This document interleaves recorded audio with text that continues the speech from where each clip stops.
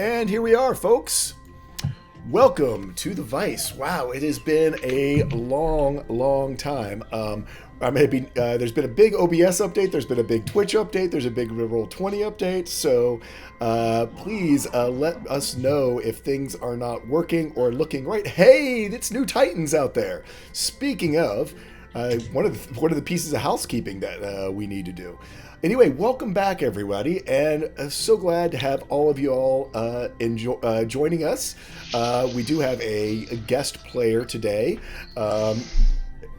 which we will get around to introductions here in a second. But I guess we can go ahead and do that. Jeanette is literally just finished up with a tattoo. She'll probably be joining us in just a little bit. And hopefully Bird will be able to join us. He has not been feeling well all morning, like food poisoning, not feeling well. So he might not be able to make it today, but certainly hoping he feels better. We might see him out there in chat or something along the way. We've got lots of housekeeping to do and stuff like that, so I guess we will go ahead and get started with our introductions. We will start with Dragons Are Cats. And thank you for all these subscriptions coming in. I really do appreciate it, and I'll talk all about our charity and where everything is going once we get through with introductions. So, Dragons Are Cats. Hello everyone, I am Dragons Are Cats. How are you all doing in this wonderful new year? I am playing Vidar Lycran, the Hexblade Moon Elf of Lysithea, the Soulforged Eclipse. We are all at level 11 now, so we're going into higher tier, good time funds with spells.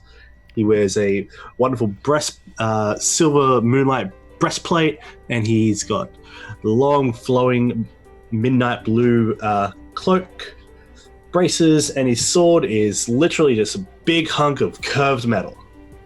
Best friend as well. There you go. Sentient sword, known as Lysithea, covered with dragon runes. And speaking of dragon runes, we have Templar Warden. Hello, I am Templar Warden. I am playing the Tabaxi Wizard hidden by Axel. Excitable, energetic, ever curious, who's been discovered the dragon runes, glyphs, that have shaped him and his knowledge and understanding of magic, and in fact led him to the creation of a rune forged, in this case Riley, a adopted, created son of his. Yes, so he's placed in the world, and he has just discovered that there is a opposite to his magic and an opposite to Riley in the form of the Void Runes and the Voidborn, which is bad news for everyone. So, the Void Forged are the opposite of our Rune Forged son, and we're going to be learning more about them soon. Next up, we have Not So Speed Runs. We can save your description for a little later, but tell us a little bit about yourself, Speedy, and thanks for joining us. Hello, my name is Bird vs. Plane. I know I look a little bit different. It's been a few months. I've been working out. That's really what it comes down to. Working out. No, I'm Speedy. Shows it's good. As Not So Speed Runs on Twitch and Twitter. I, like the Vice, have been on hiatus for a while, but I've been settling in with a new house and new job, and I'm happy to be back, and I'll be streaming for some. And you will see my character at Dodo soon. Yes. Next up, we have NNG9. Hello, everybody. I'm Energy9. I play Luna, our Water Genasi monk, and description-wise, I'm going to be lazy and just put the link to the wonderful art done art for the character. A lot of stuff with the church. Long story short, found family, then actual relation family. All's good. Bad people are dead. And last but not least of the players that we got here right now is Good Guy Pie. I would be Good Guy Pie, but I'm his evil twin with shorter hair, as we all know.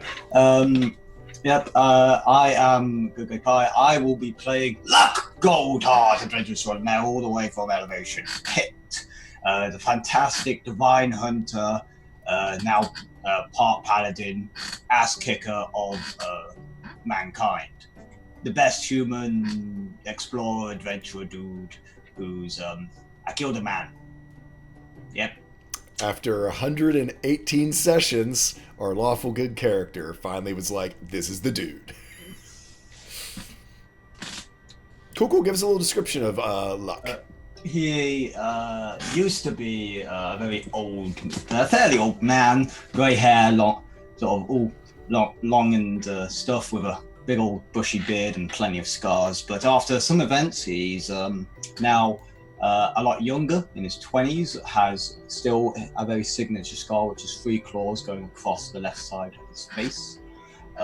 He's very well built, always carries around his big old war pick, which has his name inscribed on it. A sheep fur cloak across his shoulders, and always wearing big gloves. And on his right arm, I think, yes, right, is a gauntlet of Torm. He is also got these beautiful, lovely yellow eyes that allows him to look around and do stuff that's pretty funky. Totally not a Witcher. Totally not a witch. I'm totally not a Witcher, guys. Also, totally didn't have silver hair originally, just because I really. You don't even have a sword. Yeah, exactly. Yeah, don't even exactly. use a sword. That's what. Not a Yeah, Witcher. there you go. No, not a Witcher. Not a Witcher. But he is. He said a divine hunter, which actually is sort of my twisting of the blood hunter class that Luck originally played as into one that has been. Someone who's been touched by the divine, in fact, to the point where he became an Aasimar. So that is our buddy Luck.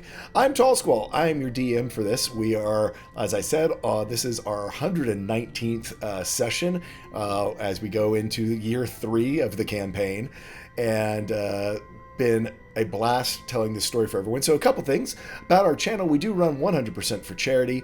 Our new charity, basically now through the end of the campaign, is called Game to Grow. It is an amazing charity. We actually met the leader of that charity at PAX U. They're using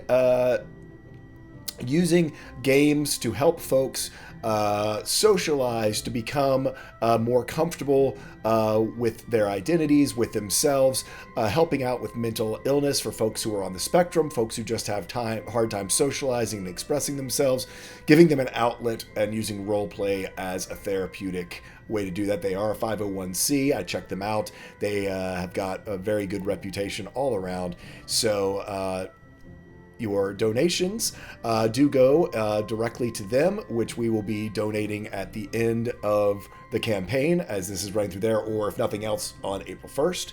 And for those of you who subscribe, your subscriptions, 100% of that, the full $5 does go to Game to Grow as well. A couple of different things you can do when you donate. There's a little shopping list in the doodly-doo down below, as well as donating to the Spell Bank, which, speaking of, we have, that's where the subscriptions all go to. But you can donate directly to Spell Bank as well. We currently are at $555, which means that counts for a level 5 scroll that will be found, that the party can cash in at pretty much at any time that there is a cache of loot. They can say, hey, we want to go ahead and cash in this scroll, or if there's a spell that they like to be in the next cache of loot. It goes all the way up to level 8 at $800.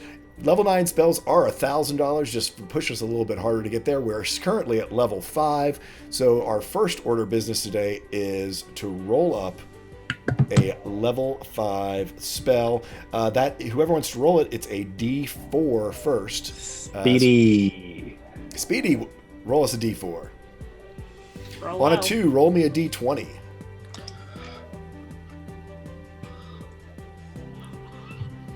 Oof. 7. What'd I do? 1, 2, 3, 4, 5, 6, 7. Ooh, interesting one. Certainly for the what y'all are about to go into. The spell is Gaius. Oh. Which can be certainly an interesting thing to have as you all are going into a more political world. So, y'all's call. GEA. Let me spell it right. or we keep on Yes. building. Yep, keep on building. But we do use D&D Beyond for all of our stuff. For those of you following at home, how we do that is that's the second page, and there's 20 spells per page. It's the 7th spell down. So anyway, the next thing we have to do is our good buddy New Titans. 2 months ago, donated to us some potions for all of our players. This one, Speedy, you don't need to roll this because this was before you got here. But for the folks who are here, and then when the rest of the people come in, go ahead and roll me a D35, please.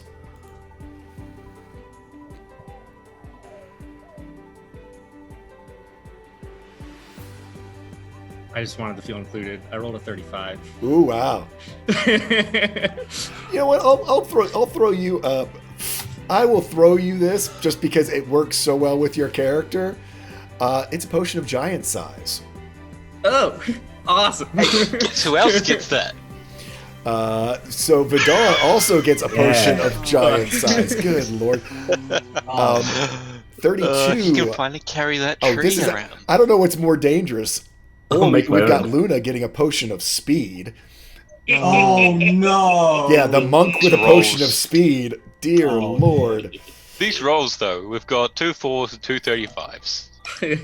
And 2 4s. 4 is. I need the 4s to reroll because we don't use this spell. We do not. That's actually a filter of love, which I just don't approve. I don't Yep. like that. That's fair. Yeah. So One's sitting somewhere. what do we got? A 7 and a 29. So on a 7, always nice. A potion of greater healing. Never gonna complain. And on a 29, a interesting is a potion of longevity. Another one. I've got one sitting there in my inventory. Hey, they're always good to sell, and you're going someplace where those could be as a very rare potion. Certainly could be something that will sell for some good gold. On that note, we do actually have a filter of love inventory. You'll want me to just remove that? Yeah, just roll me a D35 and let's get it out of there. Yeah. Got a lot of potions sitting here that we never really use. Hey, they can turn into gold, and you all might need some gold. Yeah. Just saying. Alright. That's true. Well, we'll just use it. We'll just meet up with a good friend, Linford. Yes, I got a 2.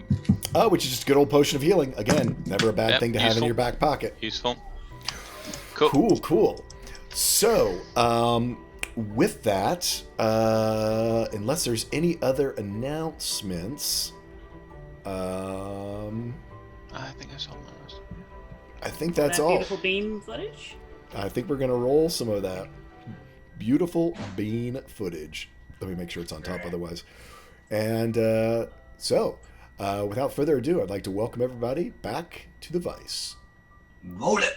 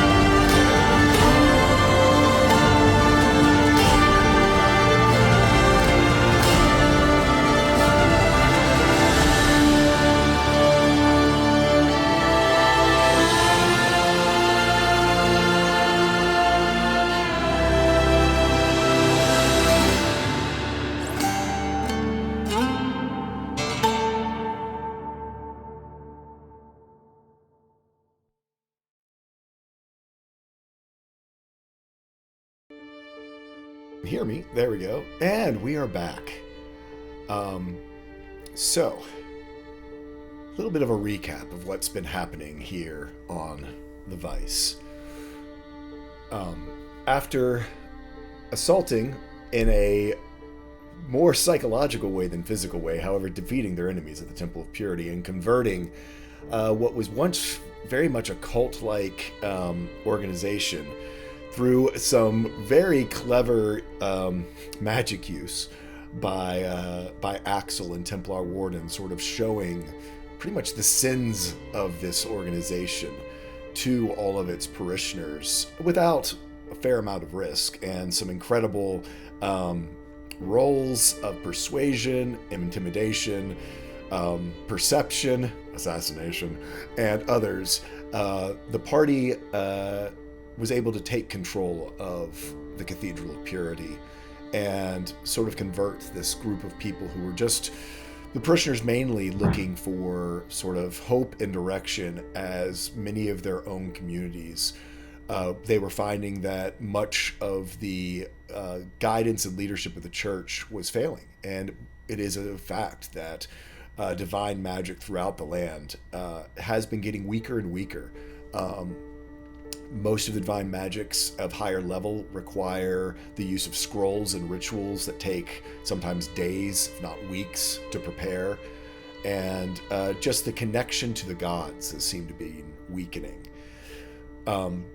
As they went through the church, Chaplain Beldrick, who they had encountered way back 2 years ago in our campaign, months ago, game time, and who had gotten away, had come to make his home here.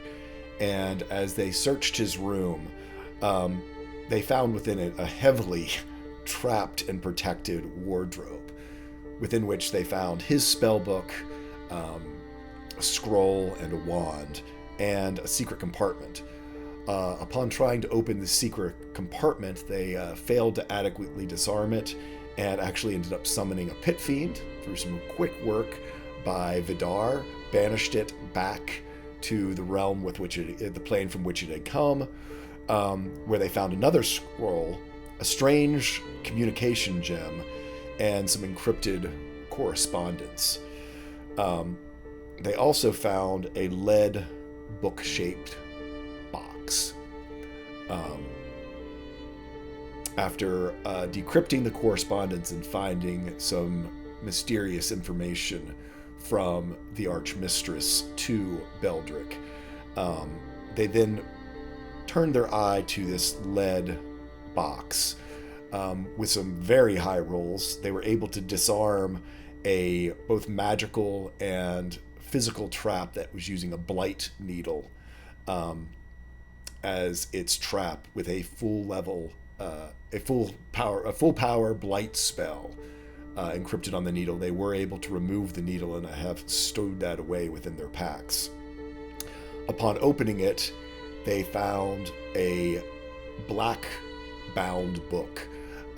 They just peeked inside, didn't really rummage through, but across the front of it was the name Talanoir, which they deciphered, Axel deciphered, could in fact refer to himself, as he is known as the Hand of the Ancients, which the Ancients being a dragon, and he currently has a necrotic black hand, talons, so to speak. When they cast Detect Magic, they did see it was shrouded in transmutation and conjuration magic. From there, they heard about something lurking in the basement. Upon investigation, they encountered a ancient gelatinous necrocube, and after pushing their way past and through that obstacle, they found Beldrick's lab and found out that he is actually a master necromancer from the Arcana Mystica. Behind large closed doors, they found this void-forged construct, this abomination, almost 12 feet tall, which was basically the culmination and amalgamation of some of the greatest threats that they have encountered over their travels. Sinew and muscle formed out of a guardian tree that they had encountered back in Reginald's Tower early in the campaign. These void glyphs, the opposites of Axel's dragon runes. The clockwork heart of the Soulrite Bati being used to power it. The rendered stones of the Genasi that the Temple of Purity had been gathering. And Sithrax, the death rune serpent that has inhabited Axel's armor, saw these strange sigil serpents, servants of the netherwing dragons that currently have taken possession of the sky, writhing their way through this whole construct, this abomination, this sort of antithesis of what Riley is. Axel, casting Disintegrate upon it, actually triggered some sort of failsafe device that amplified his spell 12 times to completely obliterate this. He was able to discern through some good rolls that whoever Beldrick was working on this for had a healthy fear and respect for what he was creating. He himself was afraid of it, and so that he would have a way to, if it ever got out of control, immediately disintegrate it. Axel began to furiously take notes down in the lab, and Vidar and the rest of the party decided to use this communication crystal that they thought would be basically a telephone line to whoever was on the other end, who they believed might be the Archmistress. It turned out that it was just a recorded message, almost like a hologram, for those of you who, like everyone else, watched all the Star Wars over the place, sort of very similar to those that you see, and they saw a projection of the Archmistress saying, "Necromancer Beldrick, we await your final shipment of element stones. Delays will not be tolerated. The upgrades you have developed there at the cathedral are being integrated into the rest of the Void-forged forces immediately. On the other manor, the burnished star, Ryan Talia, has indeed made their way to the Conclave and is in good hands. They will fit nicely into our plans for the week leading up to the convergence. The Talanois still eludes my direct sight, but they have made quite an impression in Sojourn's Crossing. The last piece we need to perfect our Void-forged forces, I believe, lies in a construct that is traveling with those adventurers that humiliated you in your own house. They are headed to the Conclave. Do what you will with the rest, but get me that construct at all costs." Upon hearing that, the party, shaken by that information, gathered their things as quickly as possible, got themselves out of the lab, said their goodbyes, and we find them now out on the road, on their way to a inn that Iska had told them about, the Old School Inn. About a half-day's journey. It is mid-afternoon as we find them. They are sort of going along this single-track pathway through the Riverlands. To either side of them, lowlands and swamp, marshy areas that are traversable but would be a slog at best, deadly at worst, as there are poisonous creatures and other beasts that lurk in these lowlands.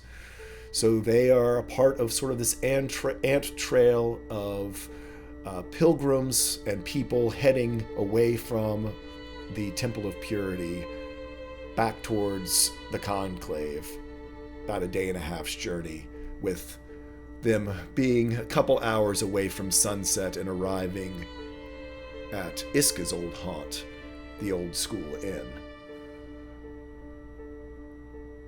I'm going to take a second now to just go around to the party members and to see, sort of, let them tell me a little bit about what they did as they left the temple and got themselves out on the road, knowing that this is in fact the week leading up to the Conclave, and that the Arcana Mystica, who they have found to be more and more nefarious as they've journeyed, seems to have big plans.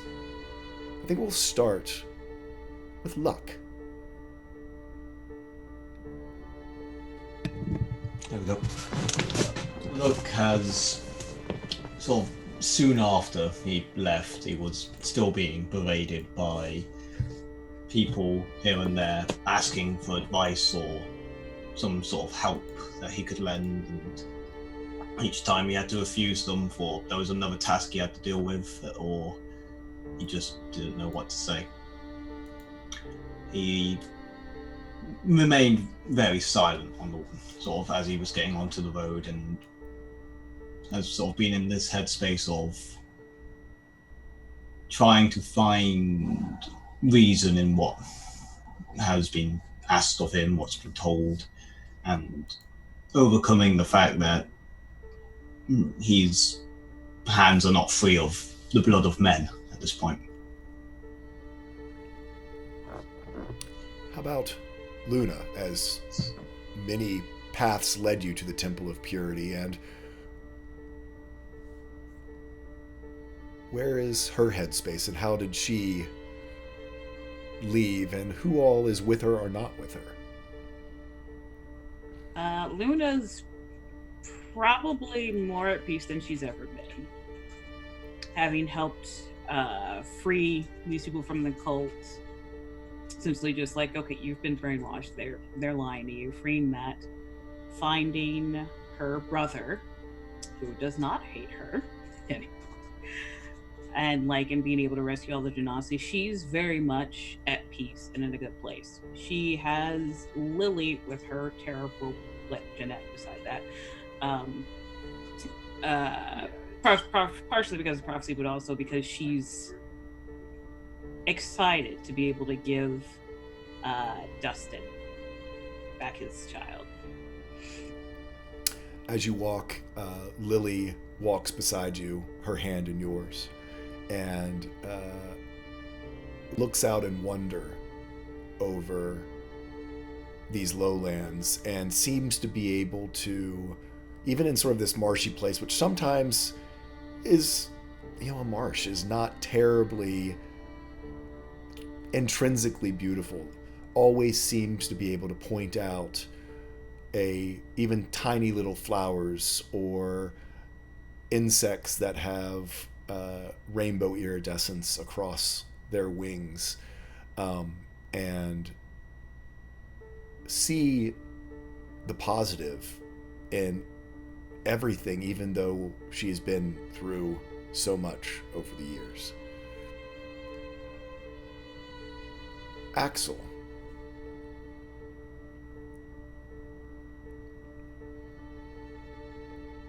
Axel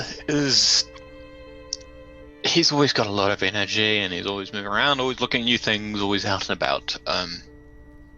And you can very much see that now it's a very anxious energy. He's checking behind him all the time. He's always making sure that Riley's never really out of sight. He's had plenty of conversations with Riley to establish, what's going on. He's had this discussion. He's not going to leave Riley in the dark. And he's very much said, if anything goes wrong, you're going in that gym. But he seems just very anxious on everything. He is poring over his notes from the beginning to, is there anything we missed? Anything important? Anything we need to know? Is it going into this very dangerous place for them?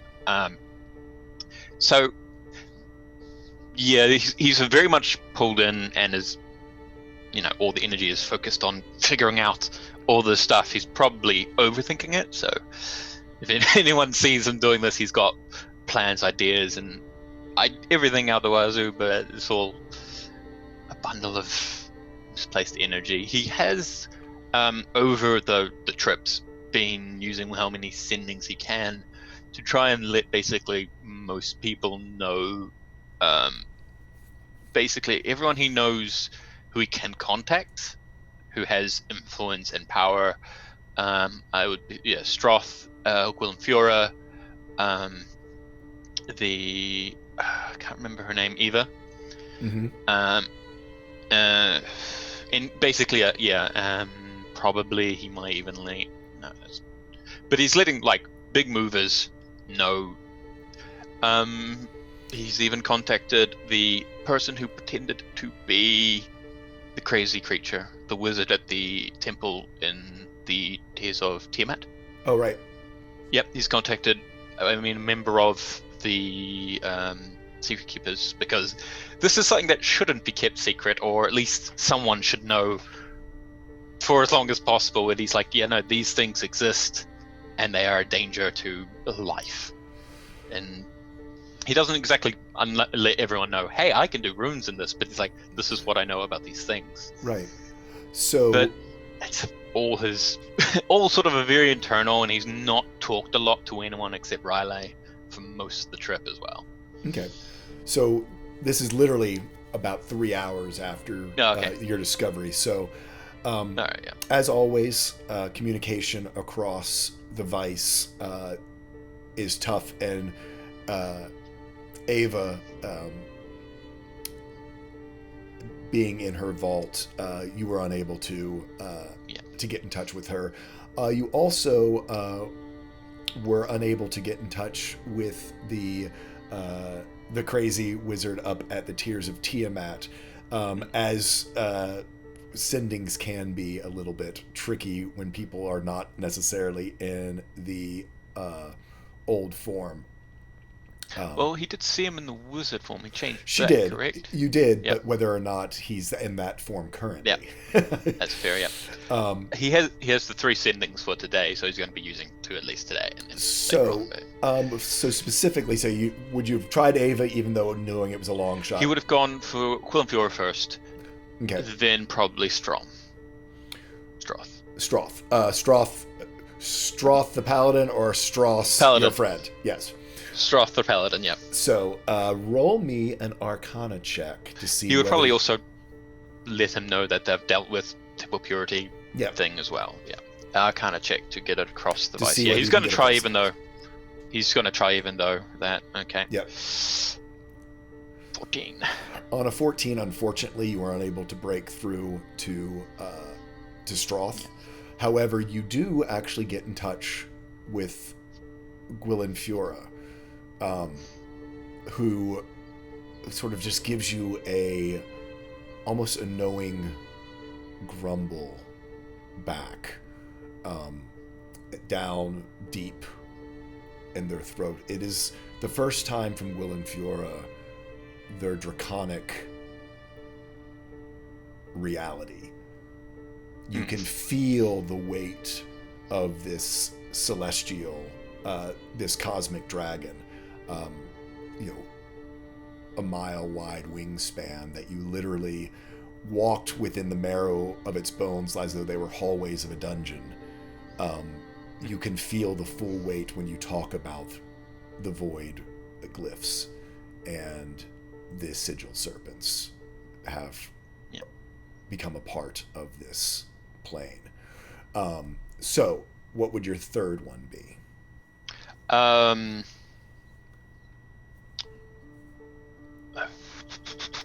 trying to think of. Because third one would probably. Well, who did I say again? It was Eva.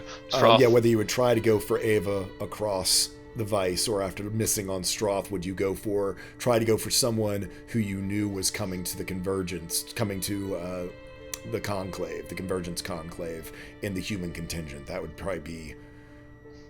Yeah, but none of them he particularly will be wanting to trust with this information, considering they're not all entirely on his side. They're people who are friends, but they're not like involved in the scale of things. I don't think. Ambrose. You try and contact Ambrose. Interesting. Okay. Because if anyone's going to know about soul forging and soul right stuff, it's going to be Ambrose. So I think you'll probably try and contact Ambrose. Okay. Wherever he is again.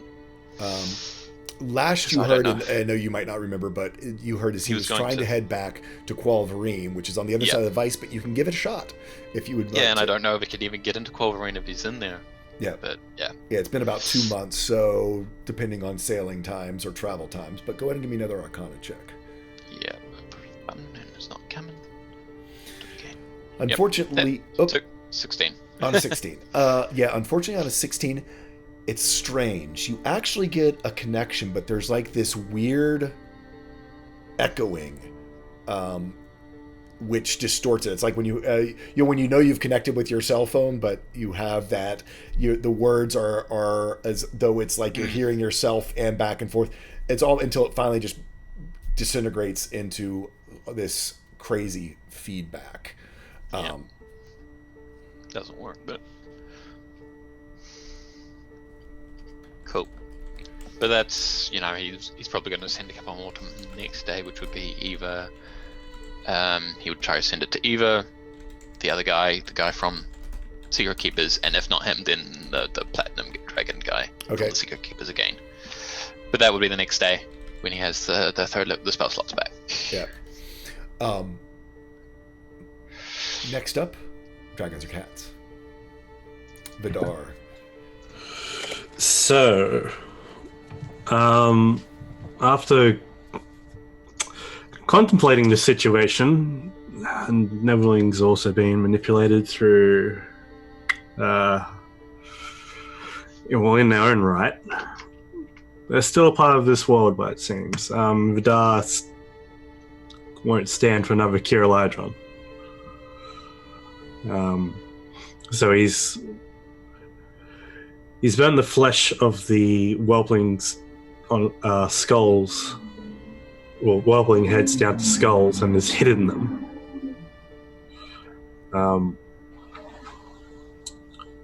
He would ask at one point Axel if he can make a risky sending to who Vidar's called Scar Tears, the Neverwing from that they encountered.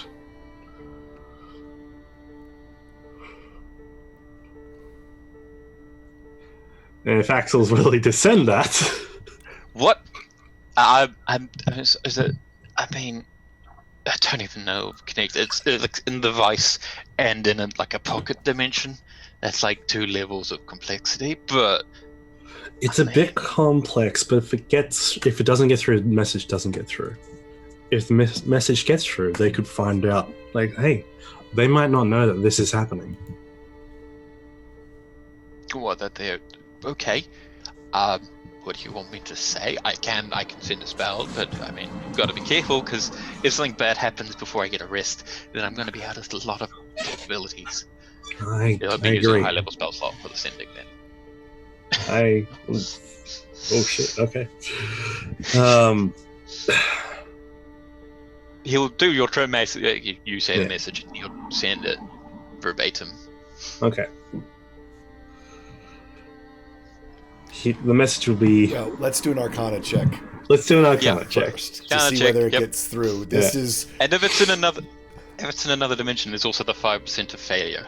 Yeah. and I would say this because it literally is in the vortex Oof. device. It would be a disadvantage, but so You know what? Do I have any portents left? I Multiple think new you dice. used one. I think I you have used one. but you might have I've one got more. one left. I'm going to use it. So that's a 16 on the roll, which makes it a 28. A 28. It's a big portent. 28. And again, that's 28 with disadvantage, so it still counts. Yeah. Oops. So, what's the message? The message is the sweeper would like to meet with you to discuss your kind in this world.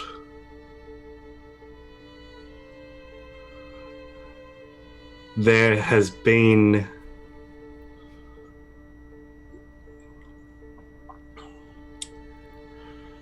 a new You're getting close.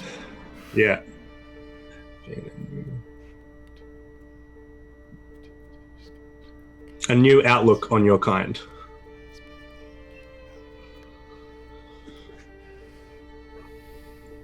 And I apologize. You only got the "and" off. Damn it.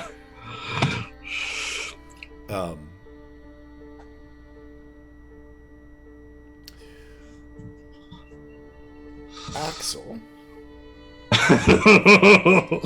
make me a Constitution saving throw. I have to deal with the consequences of this. I hope you like this. I have He set was- up a magic circle as well. After dealing with time. Gwyn Fura, Dude, he that is needed to very be much said aware. before you did this. Yeah, no. After Oh. dealing with Gwyn Fura, he was very much aware. Okay, this could probably go uncomfortable for him. So he was, he was prepped. Constitution. Constitution saving throw, yes. I'm going to use advantage on this. Okay. I'm so sorry. I really should have thought about this before as well, but No, this is probably when Axel goes reclusive after this encounter. yeah. Not too bad for 3d8. You take 6 points of psychic damage. Ow. As that same weight and again of touching the mind of a cosmic dragon, there is this otherworldliness about it that sort of pierces into your mind. You can only imagine it somewhat when you use your mind spike back at you. Yeah. Exactly. And you don't get words. You basically get an image. And it is of 2 giant slashes across the snout of this dragon and a sneering roar back at you. I will try and split this image to Vidar through the psychic network thing. So yeah, Vidar, you see Well, your scar tears that you placed upon this nether wings. yeah, he's not gonna. This is gonna be more difficult than I thought. Okay. I'm sorry, Axel. Yeah, it hurt. I've had worse. Yeah, okay, I've good. had worse, but it hurt, kids. Okay. Wonderful. No. I owe you the world, so thank you for doing that. I mean, we all And- owe each other the world at this point. Sure. We would have ended long ago if we weren't a team. That's true. And so I take off the sweeper ring and I give it to Axel for that point. Anything happens, you know what to do. Yeah, there's a lot going on. What do I know what to do? When trouble occurs, Riley, ring. You know, Yes. Yeah. Okay, that's what I was thinking, but I wasn't sure. just so you There's a didn't lot have going to on. depend on us. There's a lot going on. So that was the first day, and then everything after that would just be. Well, this is still just, you're only about 3 hours in the journey. Yeah. Basically, it's a half day from the Temple of Purity to okay. To the the thing. So we're checking on you. You're about Yeah. 2 to 3 hours on the road after getting packed up because your morning was spent in the lab. That's true.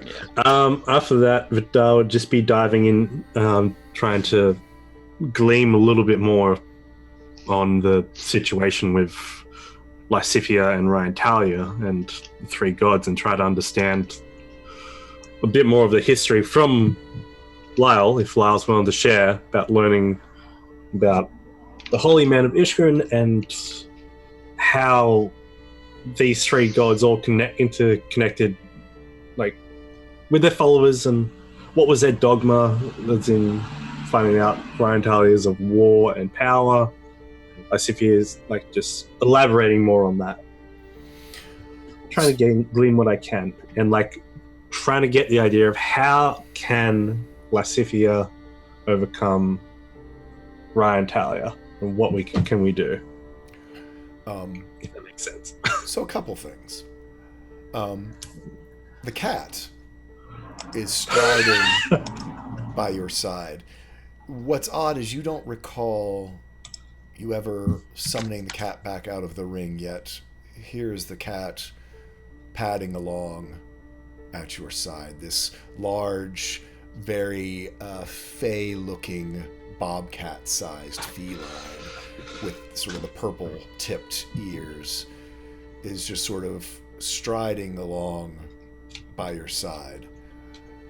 And the road itself is almost hypnotizing as you converse back and forth with Lyle, at first about himself and about Varn Malik, the earth god. The earthen cast. Yeah. That's what.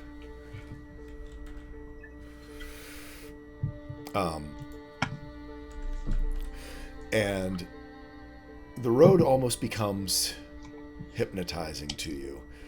I need you to make a wisdom saving throw as you sort of think back and cast your mind out looking for details of these three gods. All right. Wisdom saving throw. Yes. Here it comes. On an 18? 18, there is, as you sort of open your mind, you feel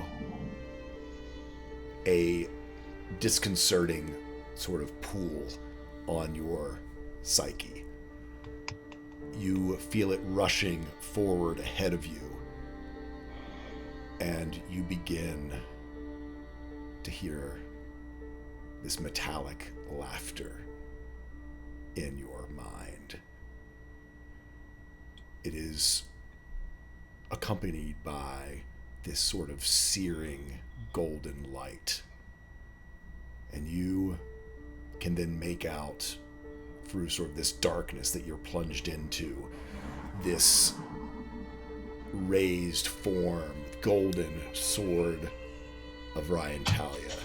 And its light, her light, shines down across a field where there are guards and warriors and adventurers of all types being taken away on stretchers.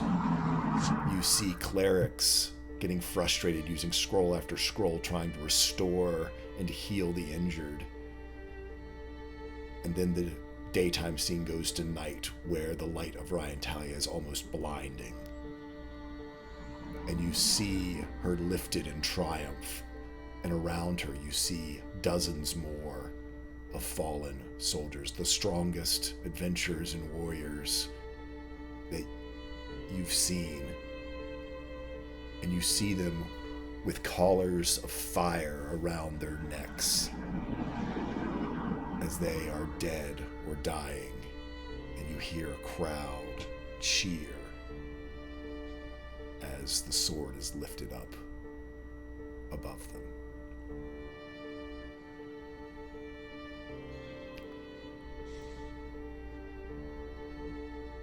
You're pulled out of that vision by a voice. It's Riley's voice, asking Iska, Iska? What's the old school inn? And out of this sort of quiet melancholy that had sort of settled over the party, you hear Iska and her voice begin. Come on, music. Do the thing.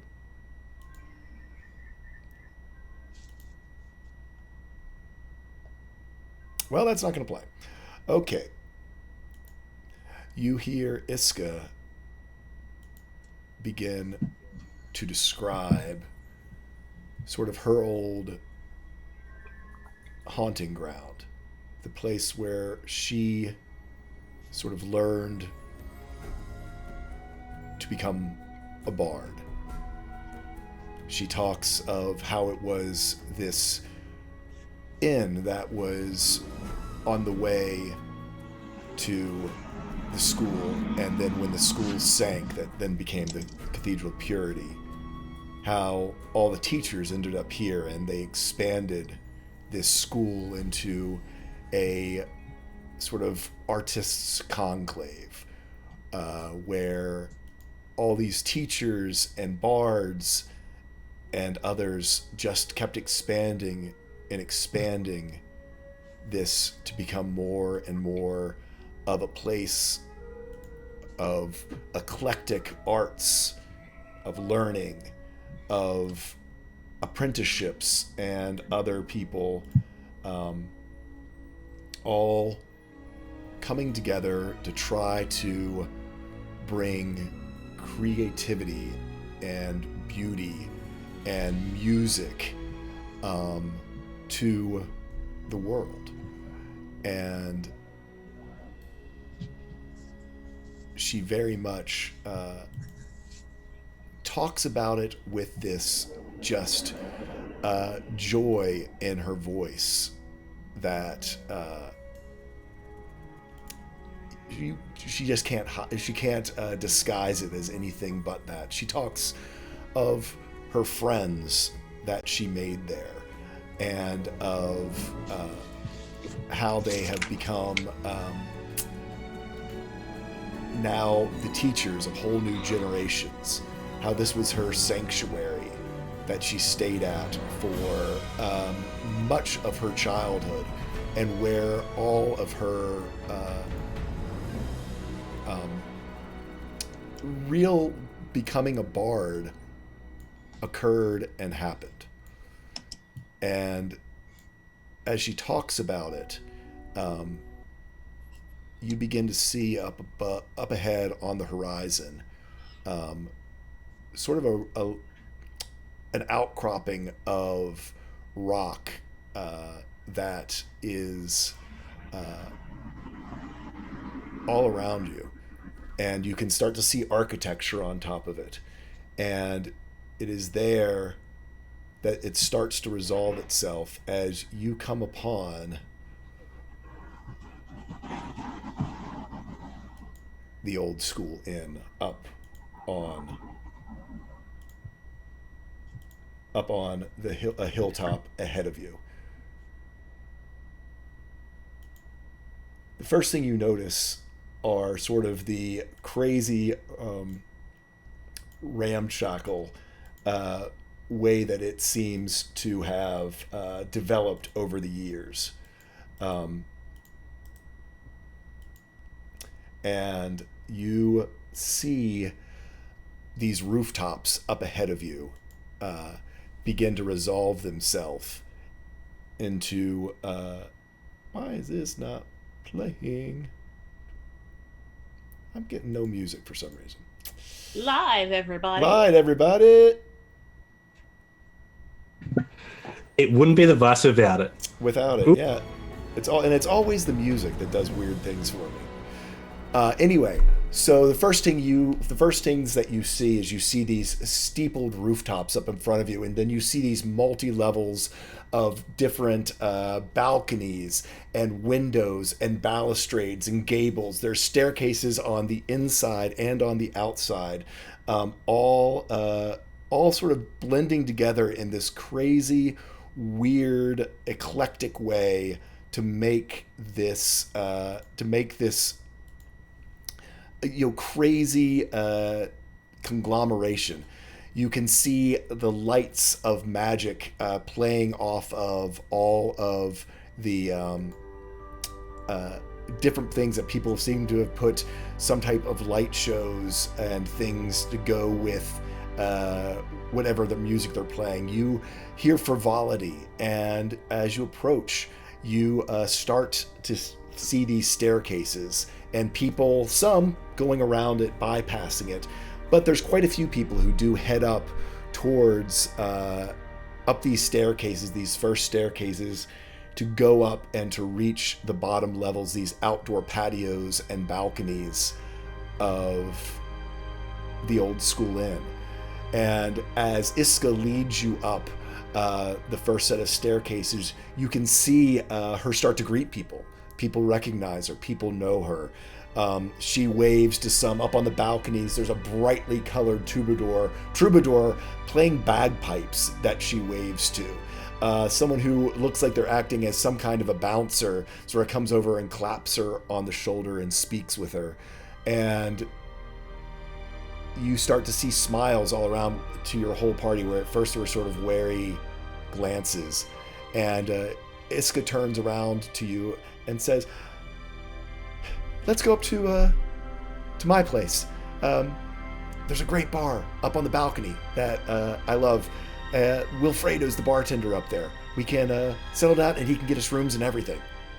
And so she guides you up 3 sets of staircases, 2 indoors, 1 outdoor, until finally you come to this sort of crowded outdoor balcony bar that overlooks what's now the setting sun of the Riverlands. You start to hear sort of some of the night sounds of the marsh as crickets start to chirp and night birds begin to come out. There's this old wooden polished driftwood bar that sits over to one side, and you see behind it a dark-skinned halfling with tightly curled hair. And as soon as Iska walks in, yells at him, "Iska! You're back! We thought you were gone. Aren't you on a caravan?" And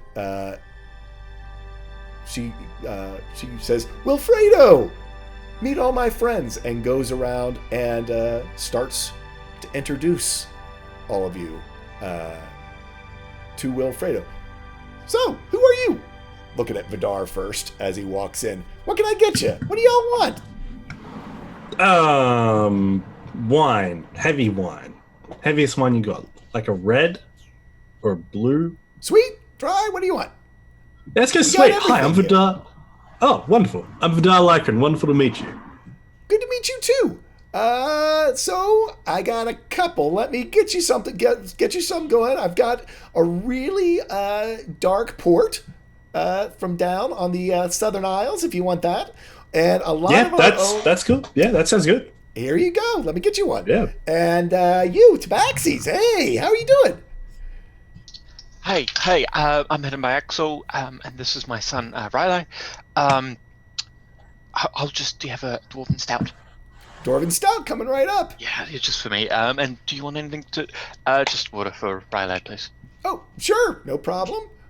Don't make me card you. And, hey, big guy, what do you want? Looking over at Luck. Oh, just an ale, please. Just an ale, you say? I'll surprise you, okay? We got some local brewers here at the inn. You want to try one of the locals? Sure, sounds good. Cool. Let me get you one of those. And for our water genasi, what can I get you? Water. Okay, no problem at all. Do you want your own? Do you want just an empty glass, or do you want me to bring you some? It's a little bit on the, it's not great. Kind of hard water around here, so, but you're welcome to it. Lots of limestone. Water. Okay, you don't talk a lot.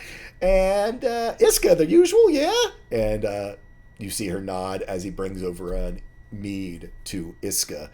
At that point, you see Iska sort of start and look down at her side as Shrouded Maiden's will seems to be sparking arcs of lightning across it. You all have never seen it do anything like this before. And Iska's sort of looking down at it, a bit concerned about what's going on. I need who are my perception people? I need Luck and Luna to make me perception checks.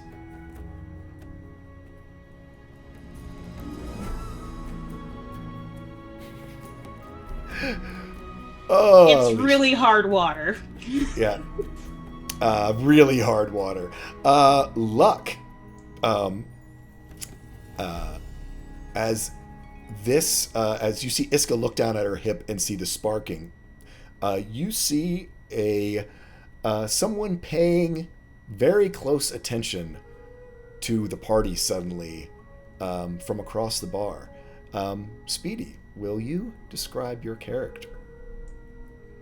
Yeah. So from across the bar, you see a rather imposing figure. Even sitting down, he's a good 5 feet tall. Standing, you would imagine be over 7 feet. This Goliath of a man, wearing no shirt that you can see, and a rather ornate golden neckband, and 2 golden bracers. You see on his head, he wears a skull of what appears to be some sort of massive snake with the its fangs sort of hanging down. You can see he has tattoos that sort of run up his neck and down his shoulders, and down his chest a little bit, that are very bright against his sort of pale gray skin. The sort of red maroon color. And on his golden bracers, you can see they're very ornate. There's carvings into them, and coming off of his bracers are very similar sparks to what you see on Iska's body. So, Speedy, do you approach the party? Do you stay where you are? I stare over. I'm just sort of staring in that direction, and I notice them notice me noticing them. And I just sort of wait to see how they react. I think, let me do a perception for Iska to see if she sees you or if she's too concerned about what's happening on her. She's going to be at disadvantage on this perception check.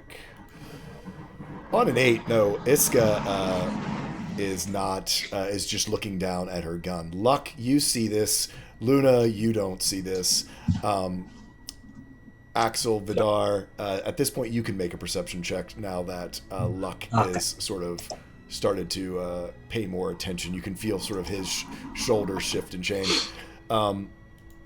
Axel, certainly with your connection to Iska, you can see and make the connection between these two items now seem to have some kind of physical reaction to each other. Is it supposed? Is it supposed to do that? Is like? No, it's never. The only time it's been. Hey, yeah, Ben, over there. Do you know anything about this? Can you help? I don't know. This is supposed to be. It looks very similar. I stand up and walk over, and now standing up, you see sort of the full height of him, sort of looming over, walking towards you. And he sort of looks down. That is an interesting item you have there. Iska at this point is taken up and sort of thrown it up on the bar, not necessarily wanting it attached to her hip. It was a gift.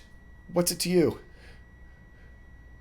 I'd sort of reach over and sort of grab it and look it over. So you start to grab it. No, I'm just like, no. Your hand is grabbed. I think Iska immediately moves it away from you as well if Luna grabs your wrist. I think we should start with introductions first, my friend. I'm Vidar Lacrin. Who are you? Cautious, I appreciate that. My name is Idolo. I've been traveling for some time. I've been looking for someone who can understand the language of storms. The language The language written upon my very bracers, and that very way. Ah. That's wonderful. First off, no grabbing. Second, we could possibly help. There are many ways we can try to assist. Just nice to meet you as well. Yes, good to meet you. I'm Axel. These aren't going to blow up or something because of these sparks. It's not damaged, is it? I do not know. Okay. I have never seen this reaction before. I have never before encountered anything else with this language upon it. Right. Well, let's just take a step back. Let's go. Well, Wilfredo, could you grab us a bowl of the port, and why don't we just go back down and take a seat? We'll figure it out. We'll let Yes. Iska catch up. I apologize for a rather harsh introduction. I've grown wary in recent weeks. And you seem like an honest one. Please. Axel, was it? A curious name, that. Hidden by Axel, yes. It's my full name, but it's cool. And the rest of you? Well, like I said, Darlakin, and this patting Luck on the chest. You're not going to introduce yourself? Okay, this is Luck Goldheart. Thank you, Vidal. Luna, who still has a hold of your wrist, says Luna and is glaring at you.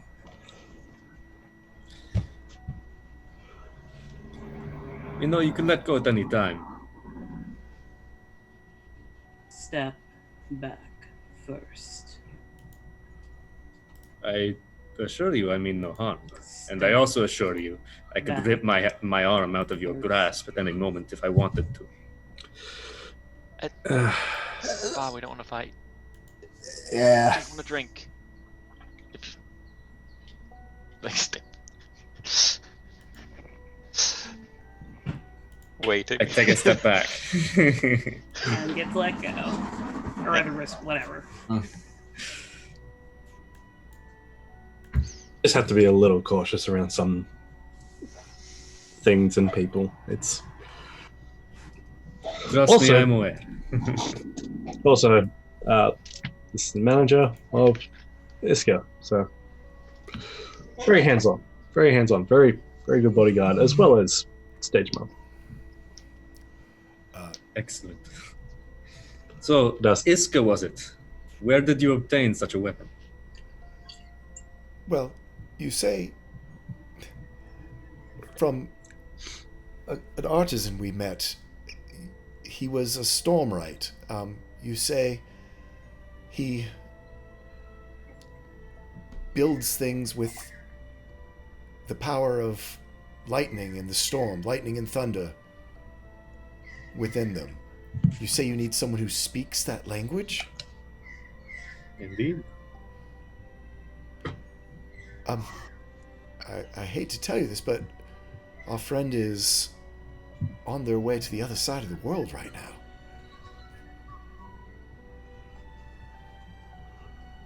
The other side of the world? You mean Chimera? No, not south. To the far east, Qualvarine.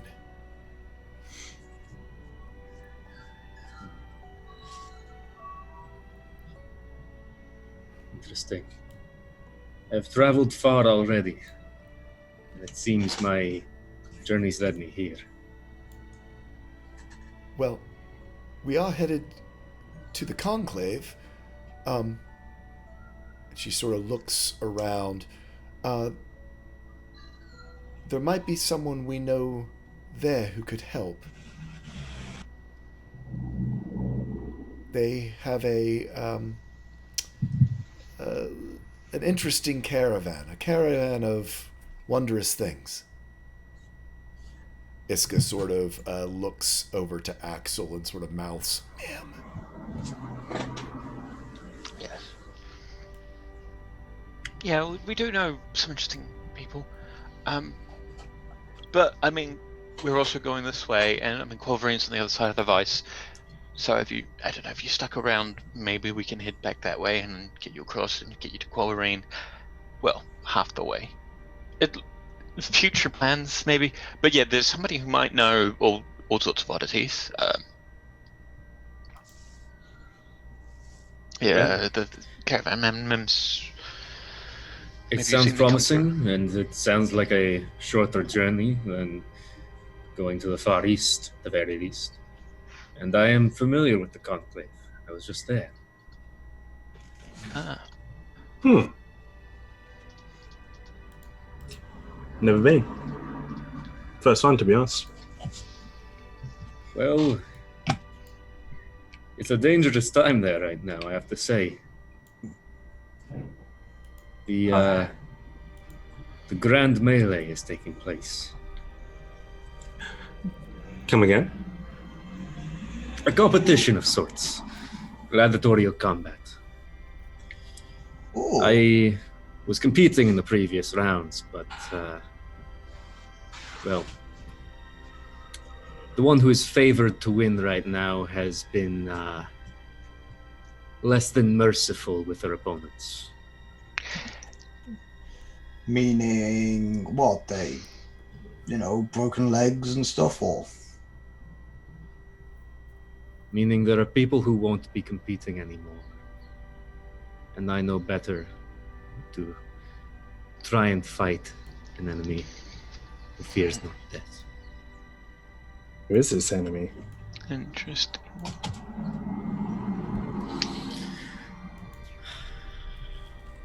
I know not their name. They were a dragonborn, golden skin.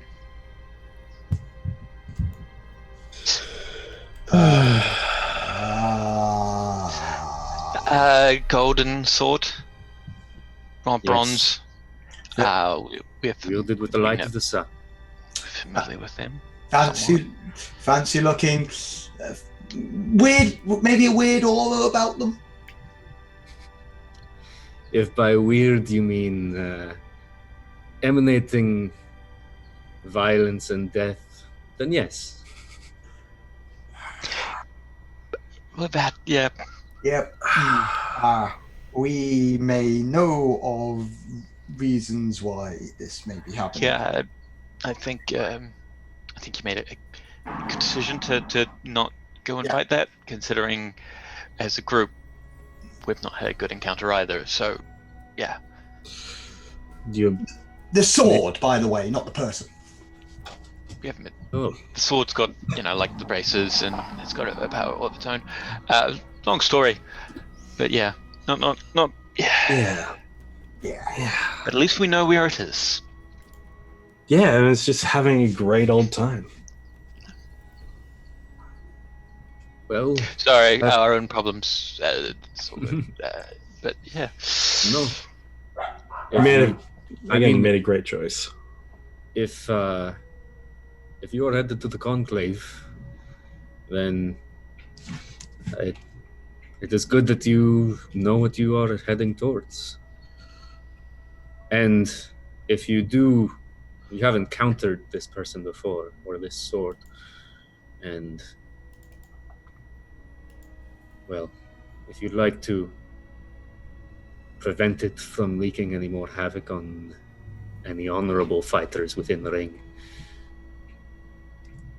I did qualify for the previous rounds, but I don't intend on going back in.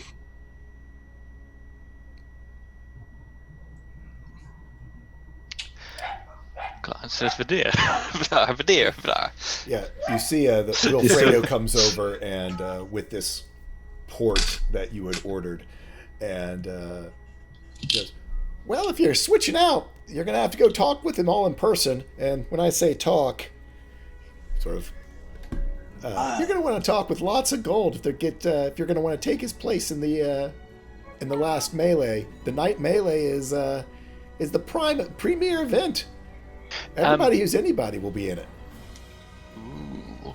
And anybody is in it, and if they say win and do really well, they can, they can speak up for their patron, perhaps.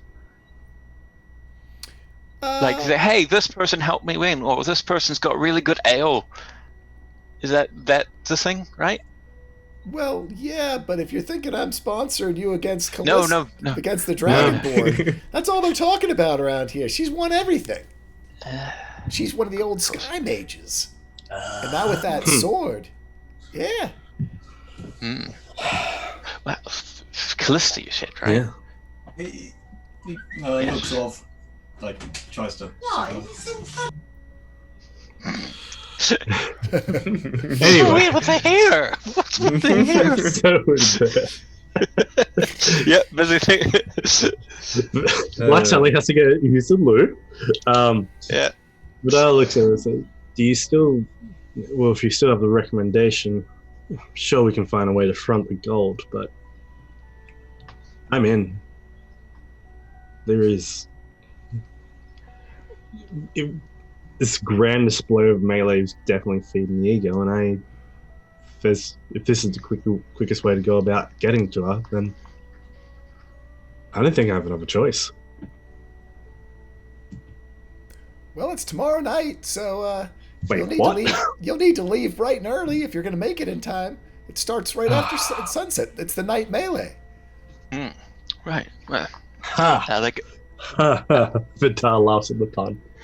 there goes that plan. Oh, okay. So there's not much time to prepare. Wonderful. How much? What are we talking here? What's our cost? Oh, you'll need to Well- talk to the tourney organizers at the conclave, and it's just whether or not they're going to let you take big guy's place. You're going to have to grease lots of palms. Well, would you mind I'm sure accompanying? people have got money on him. He's one of the few who got out without losing a leg. Or arm. Or worse. True. So just to clarify, this is outside. Where's it happening? At the conclave. At the conclave. Okay. Yep. In the so that main works out. in the main stadium. All right. We have contacts. We could probably sort something out. Thank you for the information. Sorry, character name I forgot. Wilfred. Idolo. Oh, I'm sorry. Idolo, yeah. And I mean, thank you very much for the offer, Idolo. I think Badar probably is on board with this, unless I don't know somebody else wants to. I would like to step in this case. Yeah. We could discuss it, but yeah, thank you for the offer. And yeah, well, I have some. We can talk to some people at Madame Mims, and I can try and see if I can help you out with those races. Excellent. Sounds like a deal. And in the meantime, the rest of us get to enjoy a show of combat. Huh? This is sounds more like a slaughter. Did any of the combatants seem to just spontaneously, in their defeat or otherwise, be? I don't know. Have you heard word of them having collars of fire placed on them? I have not seen anything that dramatic, no. Yeah, fair enough. Interesting then. But yeah, I'm like it's going to be something we could talk about, but I can't let this all get away. I can't. Do you mind if I ask why?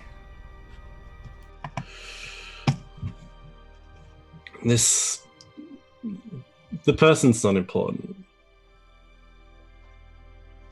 Well, Person's very important, but the person's very important, to be honest. Okay. In that regard, yeah.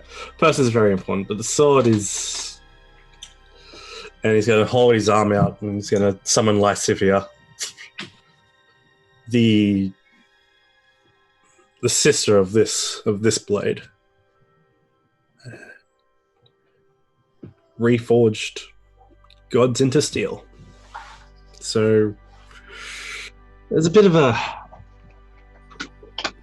beef we've got going on with them. Spreads of war and famine, hate, brutality.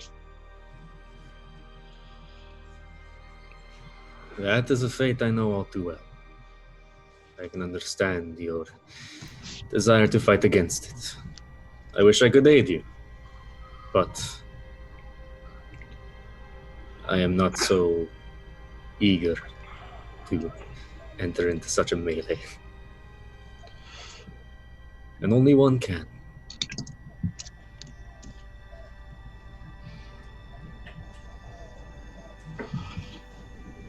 Wow. Something to deal with when we get there. Drinks? The drinks arrived yet? Yep. Yeah, he brought it. Will Frady, when he was giving information, gave everybody. Sweet. So Yep. I will Excellent. I will flavor Riley's water. Aww. With bacon. He gets a fire engine. If any of you are interested, I know we've just met, but I have some a specialty of my homeland. And I pull out this pouch of the sort of, and I stick my finger in and sort of pull out this sort of black, crumbly, sort of tar-like substance. Better than any drink you can find. What is it? It is a specialty of the Drakavarian jungles. Say I'm not one for not going on an adventure. As I... To say nothing scares Luck Goldheart would be an understatement. But you know what, Black Tar, sure. But you know what, I don't think I'm in the right space and mind to do anything that important. Yeah. Yeah. So who Lulu all will wants? sort of. Okay, I was gonna say just like Lulu was sort of like if Iskall is curious, she's gonna be kind of like no, wait for the others to try. Yeah, Iska sort of looks. She looks very knowledgeable that this is probably some sort of substance, and there. Yeah. As you have walked through the old school inn, there have been interesting smokes and other smells and sights, to say the least, on the pathway here. So, knowing this was Iska's old haunt, she is, but she also seems to be wanting to keep her wits about her. So she passes. Drakavarian jungle, you said. He sort of flips through a notebook to where he's sort of got things written down. My pass on that one. You know what? People induce dreams and hallucinations. I might grab some of that for after the fight. Fair enough. Yeah. So, But yeah, if you don't mind accompanying us. so I used to drink poison for. but yeah, so it's Good. luck. Some parts So- of this plant are. Yep. So, Luck, do me a Constitution saving throw. You always do really well at these. But I'm Drinks, not you a have good you have never gotten Weird. drunk in the game. Let's see if you finally, with a 22. So, Adolo, describe That what. was a check, not a save. Okay. That's a save. Okay, no, 21. But I will still say that with the, that it's a 3 plus your 5, so it's a 7. You get a pretty. Actually, you have advantage because you've done it before. But on a 13, so you have a pretty good ride of it. So describe to us what a mild ride on your Drakavarian jungles would feel like to our buddy Luck? It starts off just as like a sort of pleasant sort of numbness and sort of dizziness, and your vision starts to go dark for a second, and you worry like, oh, does this mean we're about to pass out? But then it comes back to like normal, and it sort of goes out again. And it's sort of things just sort of seem to fade in and out of focus, and you like different sort of shapes and outlines seem to change, and like the shadows around you take sort of shapes of their own, and seems like the shadows are sort of moving independently almost.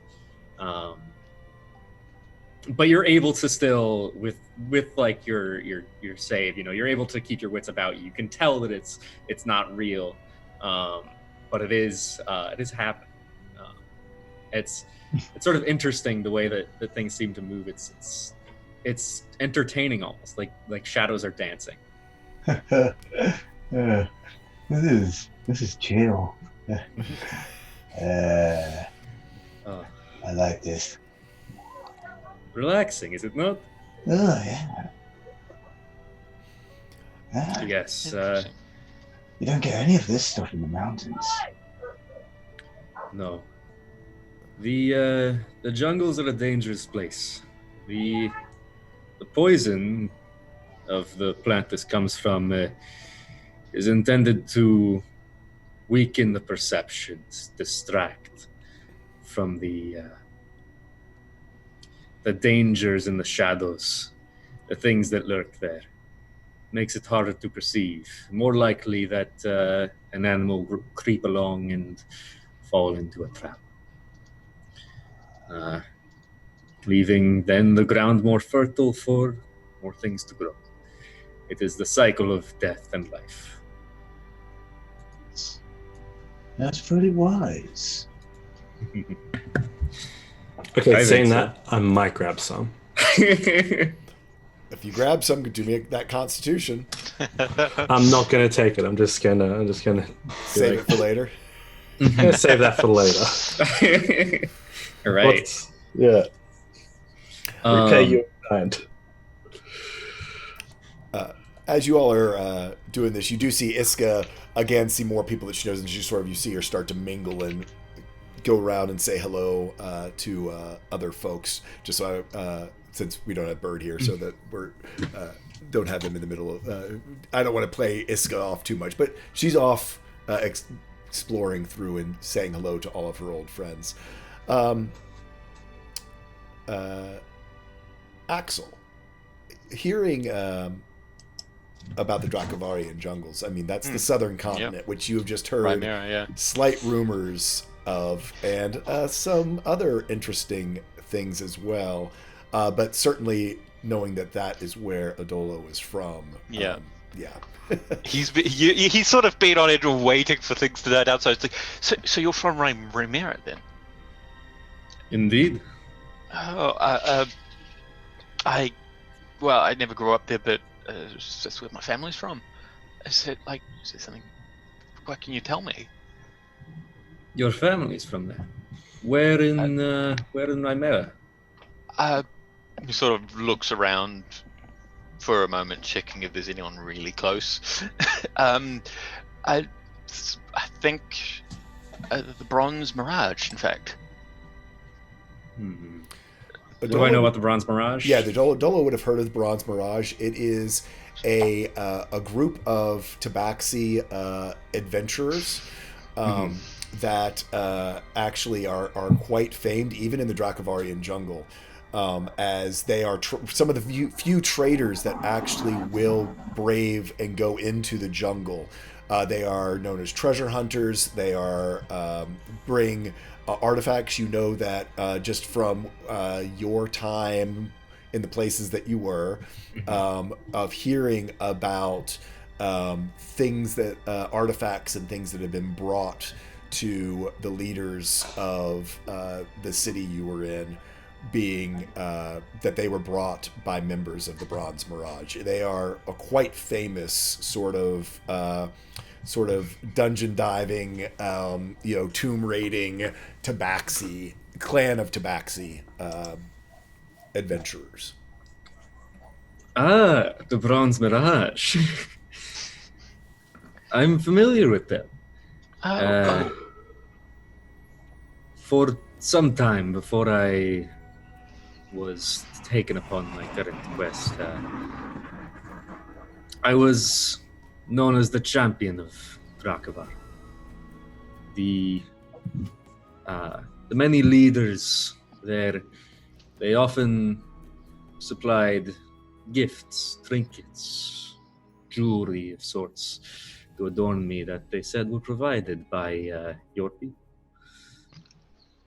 Oh, that's very interesting. Do you have any of those now? I just want to take a look. Unfortunately, most of my possessions were left behind. Okay. Why are you here in Maragoth and not in Rymera then? If it's not a problem asking. No, not at all. There was a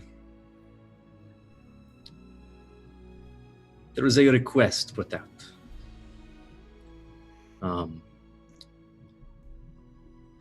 The Shimmering Grove, the collection of trees, the forest of dragon leaf trees that maintain the knowledge of all dragons throughout history. They started talking in unison, whispering. And the great brass dragon Jin Sarat requested champions from all across Rymera. We were told the leaves, the trees, they were beginning to speak. The fate of the sphere turns upon the axle, which must no longer remain hidden. Oh. Strange words mean very little to me, but there was direction, and myself, along with several newly found companions, were sent to the depths of a subterranean volcano on a boiling sea. We found there an egg inscribed with the language of storms. And the phoenix that rose from within is now embedded within my bracers. Now, I could have returned home after this excursion, but there was a new mission upon me. And truth be told, being a champion is not all it's cracked up to be.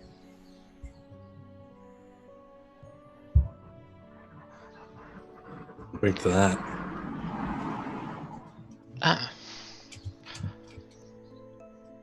So you found a phoenix egg that became braces? Hold on a moment. I already had the bracers, actually. It just became the inscriptions. How on 12? He's keeping it together. He's totally not turning that conversation away from the fate of the world. It was the Arclight Phoenix. A phoenix of lightning, not of flame. Okay, that's different. And you found it in a volcano on your quest to find the axle upon which the world turns? The fate of the world turns? Was that it? Something to that extent. Truth be told, it's all very esoteric and beyond much of my understanding. But if Jin Sarat was willing it, then I trust that it was indeed urgent. If the fate of the world is somehow dependent on it. Yeah, no pressure.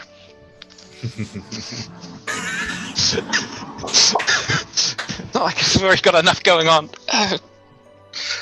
In character, What can I was- do an insight check? Is I mean, I don't know if you really need to. Yeah, just give me I- insight. is everything all right there, Yeah. Axel? I can feel Axel's foot tapping just. Yeah, seeing as you did introduce yourself as Hidden by Axel. Yeah, Axel, yeah. Hidden by He's like Axel. Axel, hidden by Axel. I was gonna give you. I'll give you. Insight. Certainly advantage on that insight. Yeah. I mean, at this point, he's just like, okay, well, it's not like I'm caught up in all other sorts of world-ending things. So there was the message is no longer hidden. I'm sorry. The message is not supposed to be hidden anymore. The world, fate of the world turns should no longer be Transforming hidden. Axel, which should no longer remain hidden. Yes. Okay.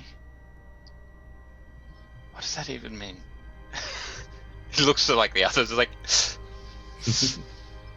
Yeah, because my name's Hidden by Axel, and I've got connections with dragons, and we have met a plant from the grove itself, and it's all sort of forced together like that. Then it seems that the path my bracers led me on was not one merely of convenience. Not just No. a path to someone who knows the language of storms, but to the Axel himself. Oh, wonderful. Well, I mean, sort of looks good. So that's how the strands of fate work, I guess. I suppose then the message, whatever is written on these bracers in the language of storms, is likely for you. Oh. Well, I don't know if this will work, but if you give me a minute, I'll see if I can sort it out. And he starts casting Comprehend Languages, because that might work.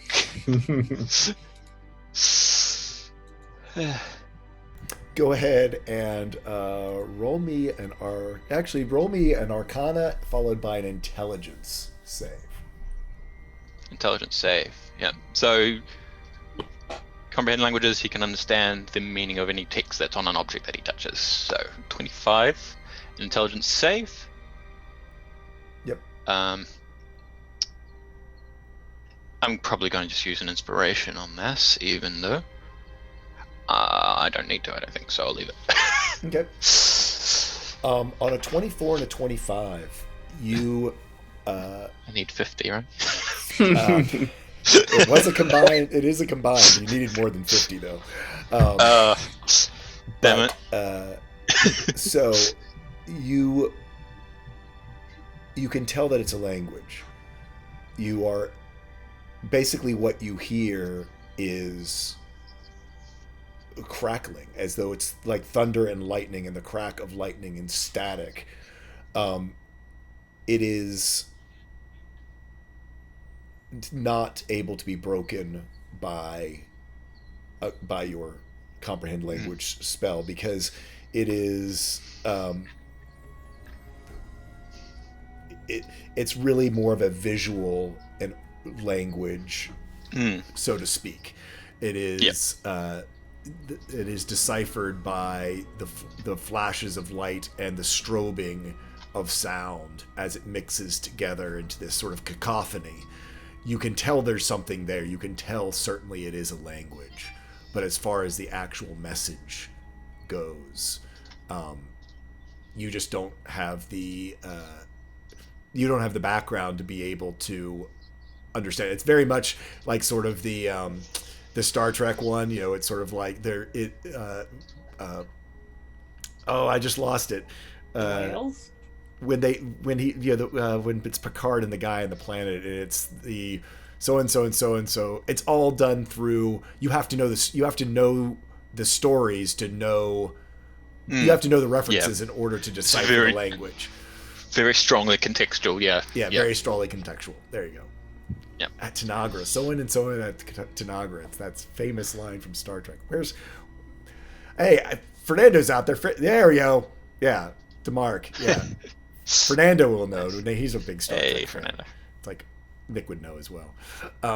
But yeah, so you aren't quite able to do it. But on that note, we are going to take our short break.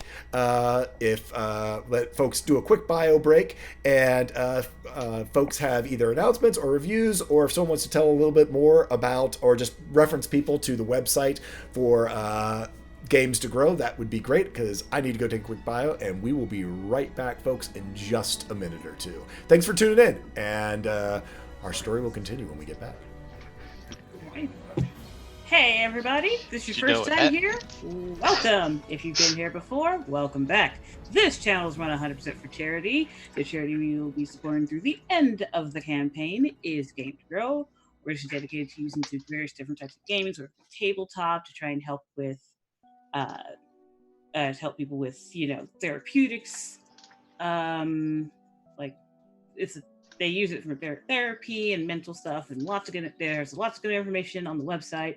It's put far more eloquently than I'm managing right now. So go ahead, if you want to go to the website, please click on the purple letters in the description below. That'll take you to the website. If you'd like to donate through the channel, please click on a banner above that, and that'll take you to the donation page. For various amounts of money, you can do various things. Like for any amount, you can add to our spell bank, and at every $100 increment, we get a higher level spell. So 100, level 1, 200, level 2. For level 9, however, it is 1,000 for that extra push. For $1, you can give a player a D10 healing dice, which is a free action for them, and trust me, they do get used.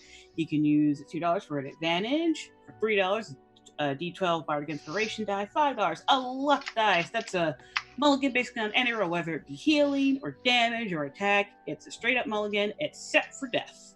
Death is final. $10 per random potion from the party punch bowl, and for $25 you can donate an action surge to a player. You can let everybody be a fighter for a little bit of time. Please don't feel pressure to donate, though. If you'd like to do things instead, like share us on social media, Facebook, all that good stuff, we also appreciate that. Otherwise, thank you for tuning in, and we hope you stick around. All right, we were gone a while, so I have a lot of back-to-back palindromes to do. Hey, palindromes that are back-to-back. Yeah, palindromes back. I just gotta get my list back, because I had to list. I'm not reading these off the top of my head. It's not happening. All right, so palindrome the first. Ye boil, I obey. Really? We panic in a pew, because Temple of Purity. Tahiti hat.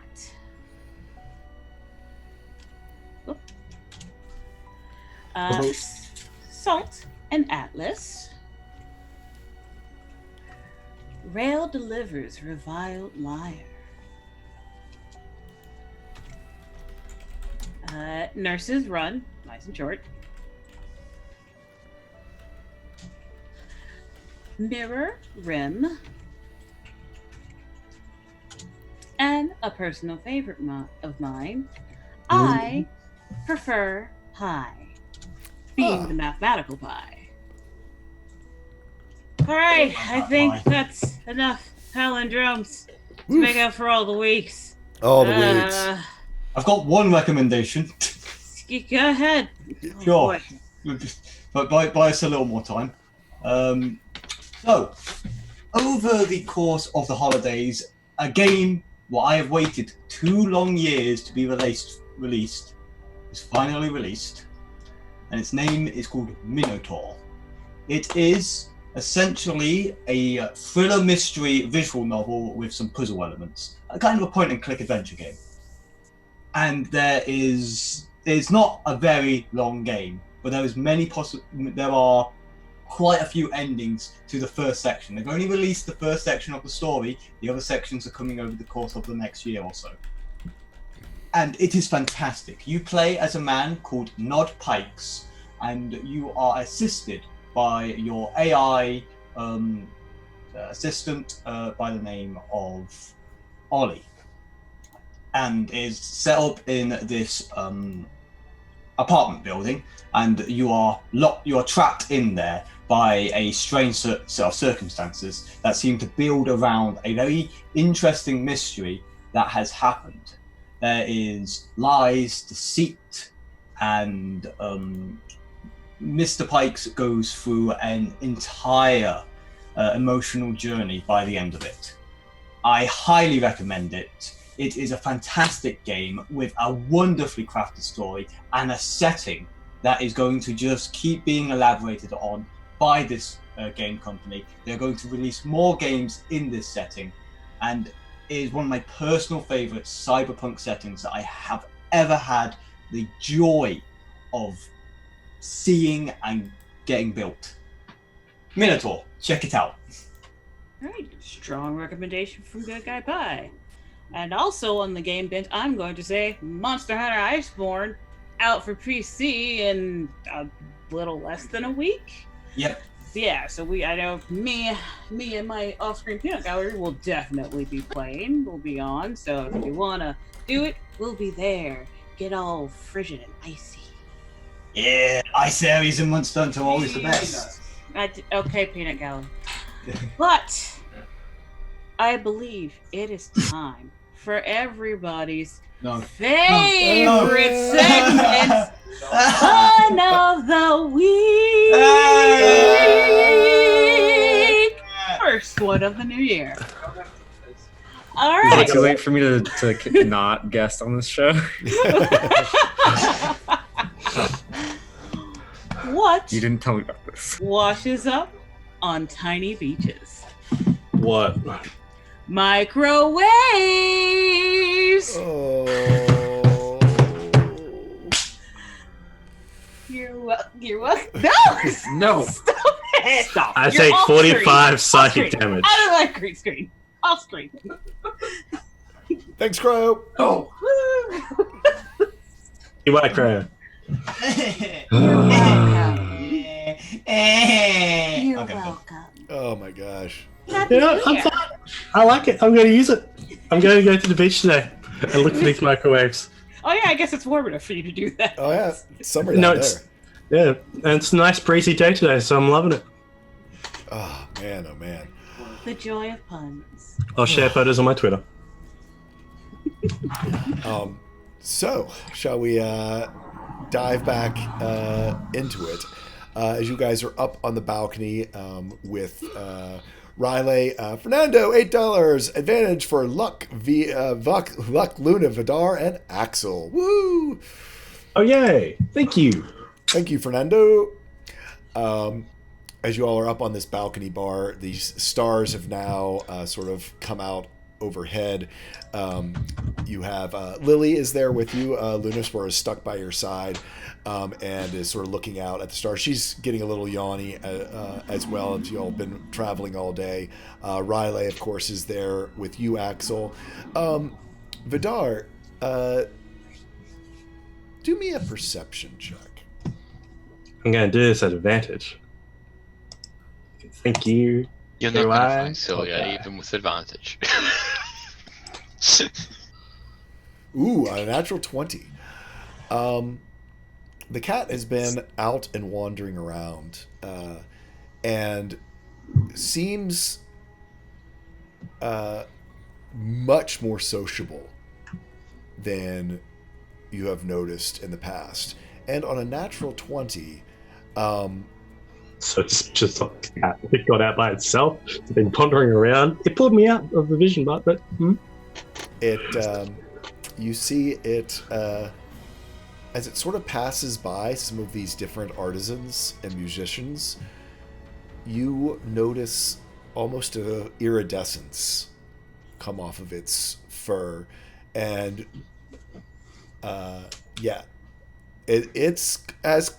it's almost like weave sight, but not quite.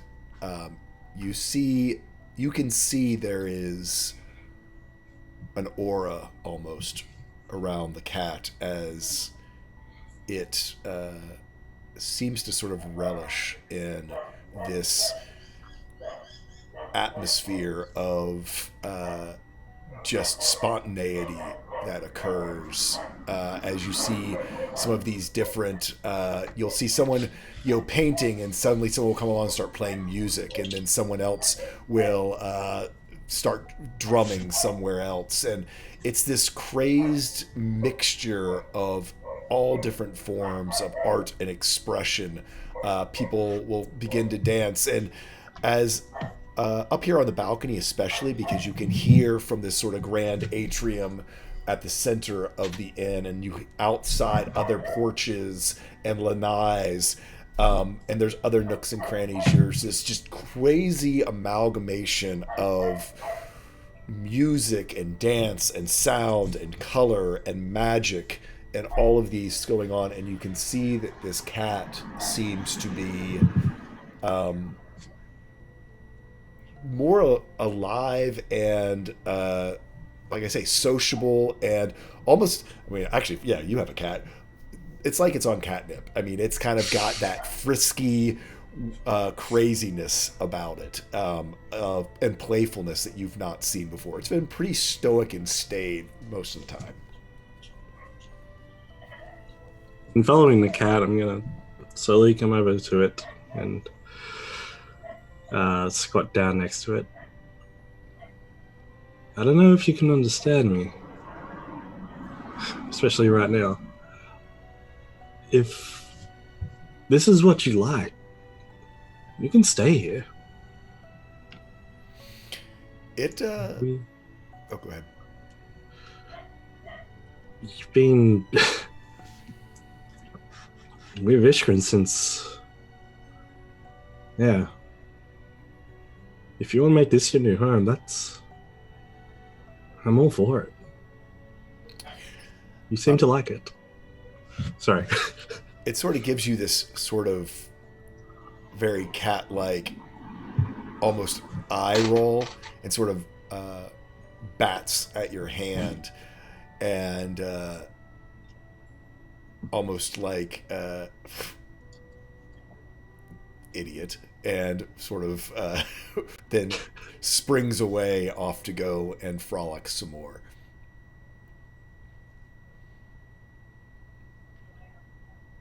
What makes you think you're dictating what that cat's doing?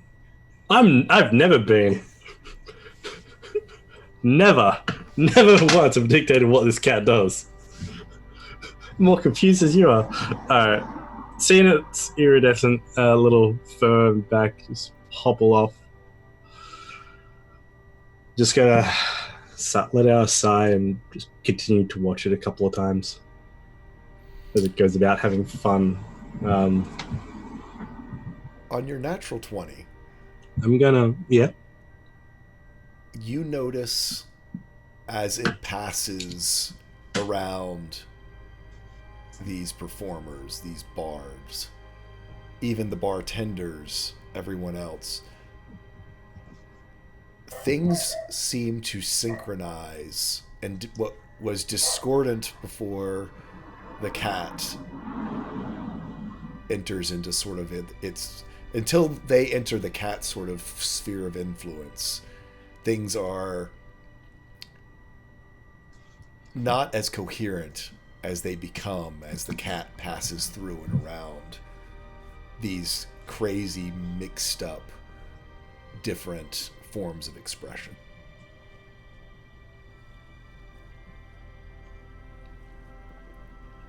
I would like to pull out my drum and start playing.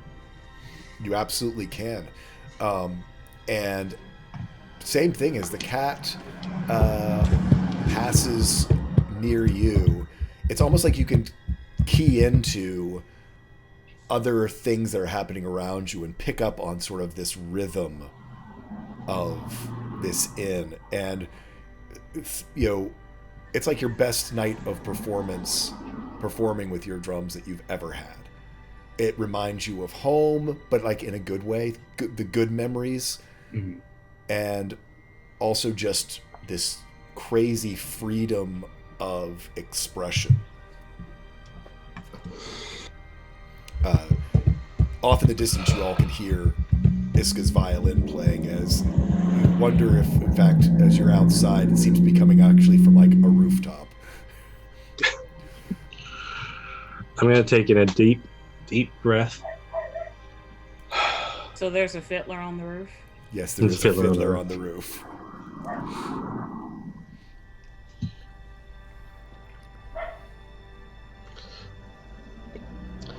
Oh, I don't know any songs. I want to sing, but I don't know any songs. It's okay. You can have, if Vidar would like to begin to sing, or If I was a rich man. I was gonna say.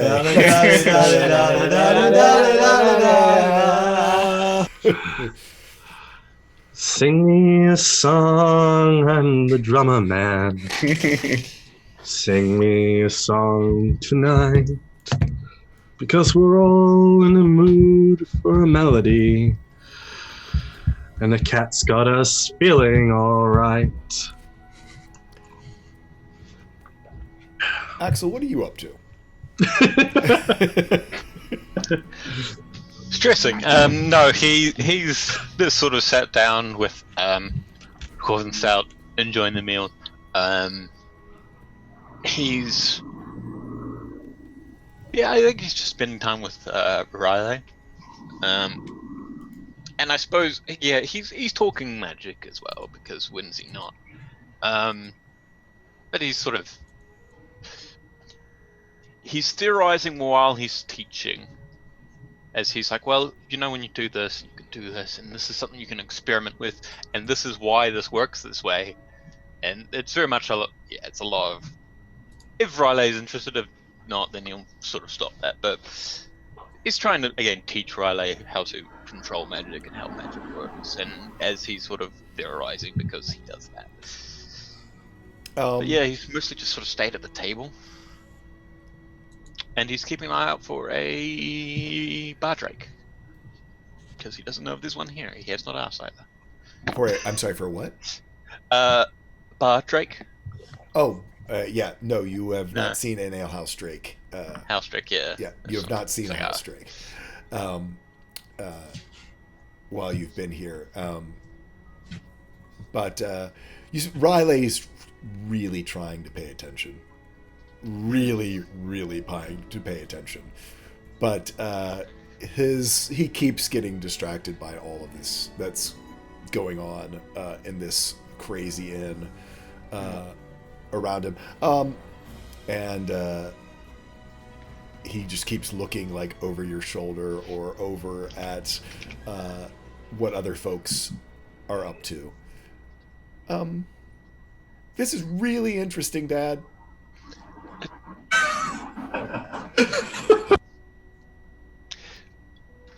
What do you want to do? Just close the book, put it away? I don't know. I've never... There's all these people, and there's people... They're dancing over there, and did you see those people climbing up that thing over there? And I think Iska's on the roof. And then Vidar's singing. I didn't even know he could sing. Can we just have some fun? Yeah. Right, you go have some fun. You should have fun too, Dad. I don't know when we're gonna get a chance anymore. There's all the things you told me, and what that big guy was saying. I mean, that's you. He's from the southern continent. Yeah. There's a lot going on. Bet you're right. Forget about that for now and just enjoy yourselves. Come on. I mean... Do you want to go dancing or singing or... Yes. We can try our hands at all the things. All right. You lead the way. You're in charge here now. Yep. Grown up. Yeah, Riley sort of goes running around. He is nice enough. He does invite Idola. Idola, you want to come? I see no reason not to. Do you know Southern dances? Do I know Southern dances? And and I get up. I don't know. Do you know Southern dances? I imagine so. Come on. Of course you. You want me to roll a that's- performance that's- check? No, that's Riley asking back because he Oh, doesn't yes. he does not get sarcasm. But yeah, Let me show you. And I start like playing my drum to a beat as I go out to the music, and then I start doing a very traditional Southern dance that involves a lot of sort of flowing movements and I don't know, very very flexible acrobatic type motions. cool. Yeah. Luna, you're still tripping a little bit. Luna, what are you up to? Well, you said Lily was getting tired, so Luna would probably, if they got rooms arranged. Probably Yeah, go no, ahead and Iska got tuck her rooms. She in. tells you that you have a suite of rooms in the tower attic. And also she'd go tuck Lily in. And she'll go back downstairs and watch everybody, but she's not going to join. Okay. And Luck?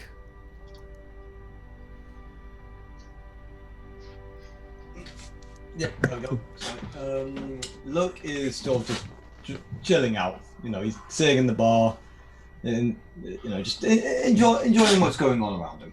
Cool. Doing the Luck thing, telling stories, drinking drinks. Yeah. Yep. And so the night grows late. And unless there's specific mechanics, things that you all want to take care of, we can say you all eventually make it to your rooms, have a long rest. At the high point of the fun, when so many people are gathered, and at the peak of fun, Vidar switches from dancing and singing to creating a space, to pull out Lysivia to put a show on of sword skill and to make a excellent flow and swirl of combat dancing, in a sense. Okay, Similar to what Ishgrin did back when he danced with Cilia. gotcha. He then stamps his feet 3 times. Raises a glass. I'm sure all of you are aware of the current brutality of the to-be champion of the Night Melee. Believe it or not, but I will be the one to best him. And I promise you that. For my name isn't Vidar Lycran. Drinks are on the house. Luke will stand up and go, "Not if I best them first." Let's see. We have a challenger, ladies and gentlemen. Y'all can spar? Yep. A spar in the middle of the bar. Sure, you can spar in the middle of the bar. So I need contested. We're gonna just do contested attacks. So Vidar, Luck, roll attacks. So much Start fun. playing war Before they music. start with Okay. the fight, can Luna do like a simple like little ring of ice around? So it's just like, stay in this spot, break nothing. Certainly. There you go. Then they're welcome to do what they want. Okay. So you now have a ring of ice surrounding you up on this outer balcony, the stars overhead, yeah, a crowd begins to gather. Money begins to change hands as betting begins, and yeah. I've used up all my luck tonight. I know it. Luke raises up his hand just to make it add for show. His shield just shrunk down, putting on a bit of a show for it. The shield. Yeah, so shoots down his your arm. glowing shield shows up, this divine shield, bathing everyone in sort of this warm golden light. Okay, all right. So that's what we're doing. All right. Vidar, just plain clothed, then summons the breastplate and the orbital shield that then flows up and around him, and Lysithea begins to drip with the purple eldritch energy that's being charged. Yep. So you begins have to this. light up. You have this sort of moonlight, silver and purple knight that is Vidar, and then this golden pickaxe and golden shield, clothed all in black, and this sort of the warm wool begin to face off each other around this ring of ice. Let's see these attack rolls. This is getting. Well, Ooh. oh wait. Oh. Oh. Yeah, fair enough. So, you go in for your attack, but Luck is able to parry it away and gets in a strike with his Radiant Pickaxe. We're just going to go for hits, not for damage. Yeah. So it's going to be best 2 out of 3. And roll me another set of attacks, the 2 of y'all.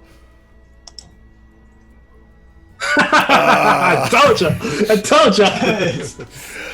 Vidar, you take a step back from that huge attack from Luck, and your foot slips on the ice ring as Luck again tags you. So since he fumbled, how are you going to describe to me how you not only tag him but embarrass him? So as he sort of bounces off the attack, he takes 2 steps forward, sees him slip on the ice, and just before he hits the ground, he grabs him by the collar, sort of lifts him up like a lost puppy, and goes, "You ain't beating anyone like that," and then puts him back down. True. Well, we can't win them all, folks. So you see a lot of people, after you making this big proclamation, seeing you get soundly taken out by Luck, and sort of then go back to their dancing and fun.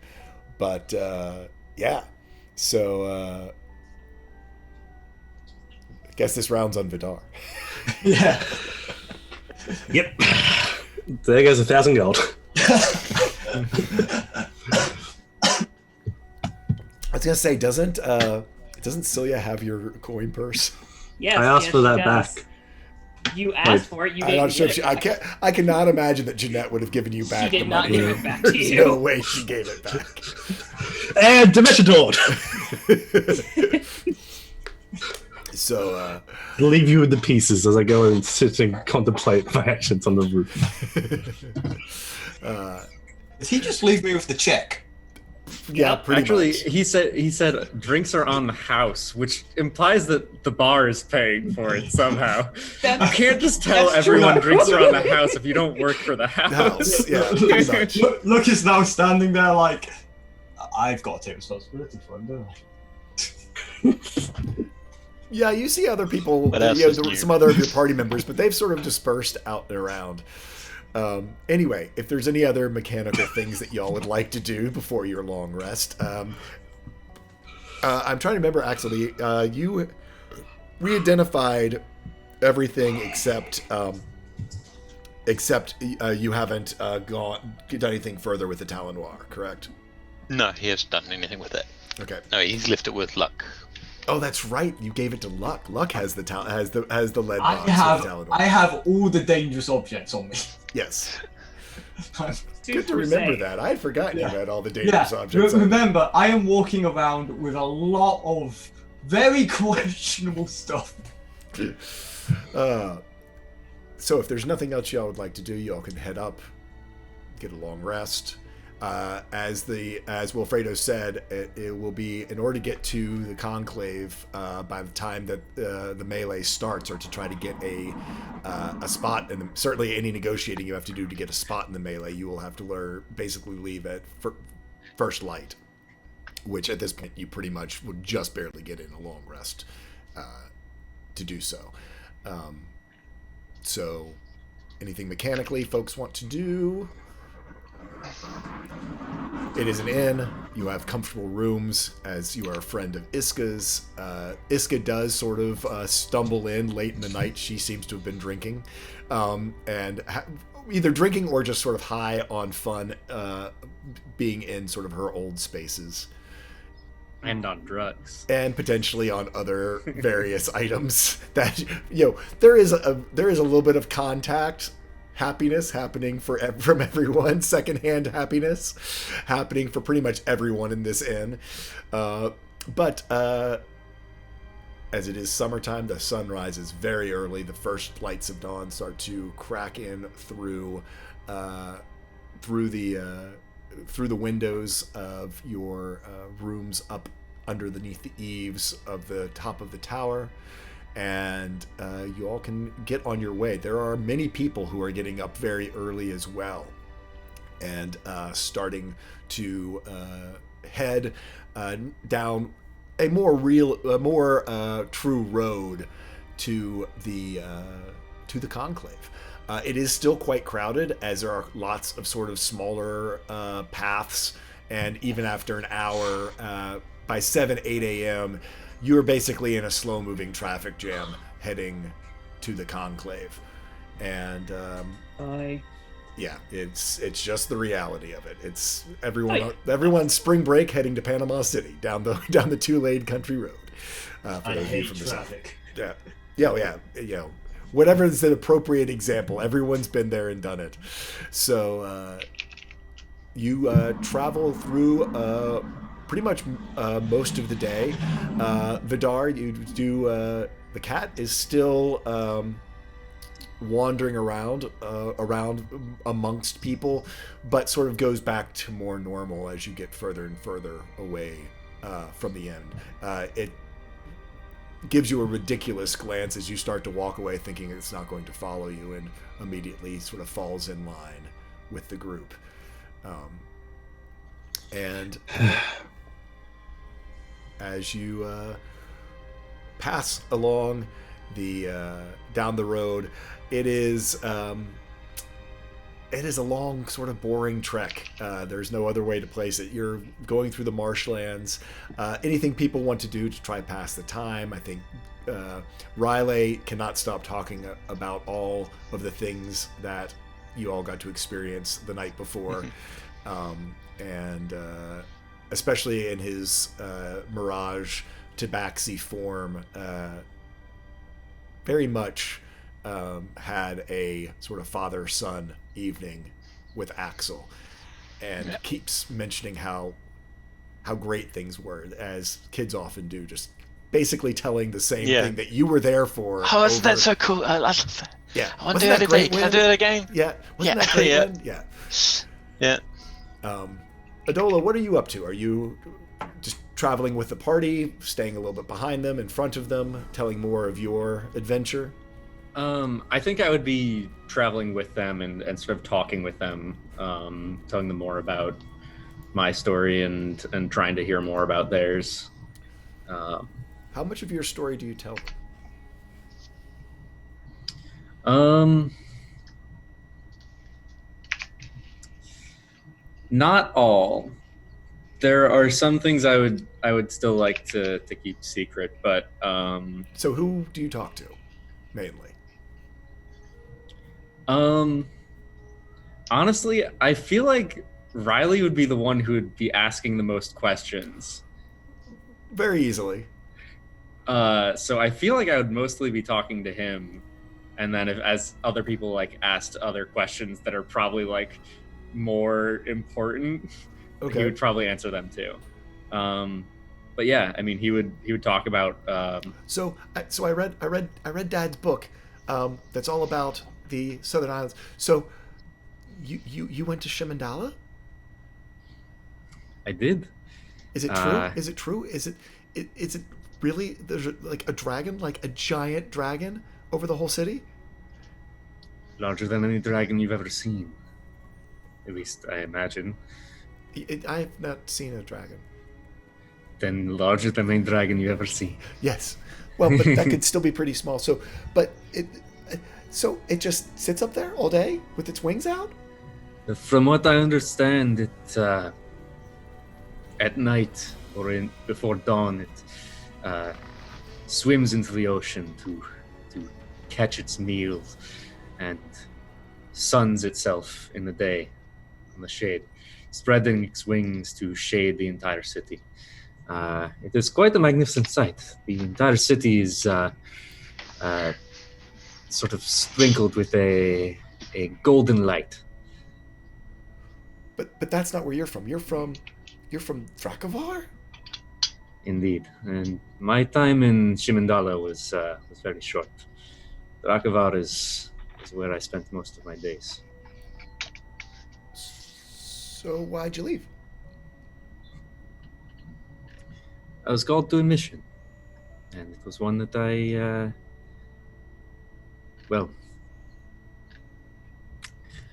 I did not have the choice to refuse at the time.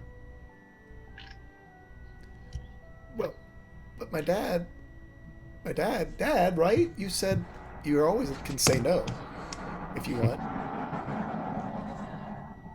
Yes, but sometimes saying no is the worst option for everyone.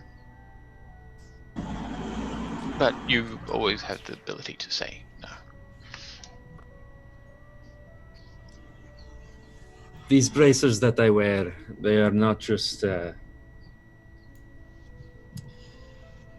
are not just trinkets. They were symbols of my servitude. Servitude. Yes. To your people? To the Phoenix? To my people. To the people of Dracovar. To be a champion in Dracovar is to be a shining light on a hill. To be protected. To be shown to everyone as a beacon of hope.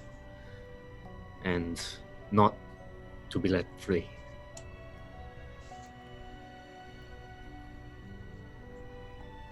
So you're a beacon, but you're a prisoner? Not anymore.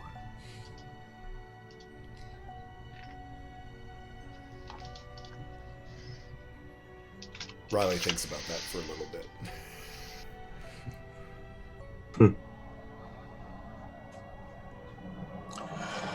Heavy is the mantle of responsibility. How on earth would you know? Not myself personally. I look back at Luna, then to Luck. Not in this life, at least. Why is Shimandala covered with a golden light? Sorry, just go back to that point. The city is a desert city. Normally would be inhospitable, but the dragon, which protects the city, is its horde. It spreads its wings in the light of the sun, and it is through its wings that the shade and the light pass through, guarding the city. The dragon is massive, its wings miles long. That's a really big dragon. Indeed. Considering Gwen Fury's wing, it's a big dragon.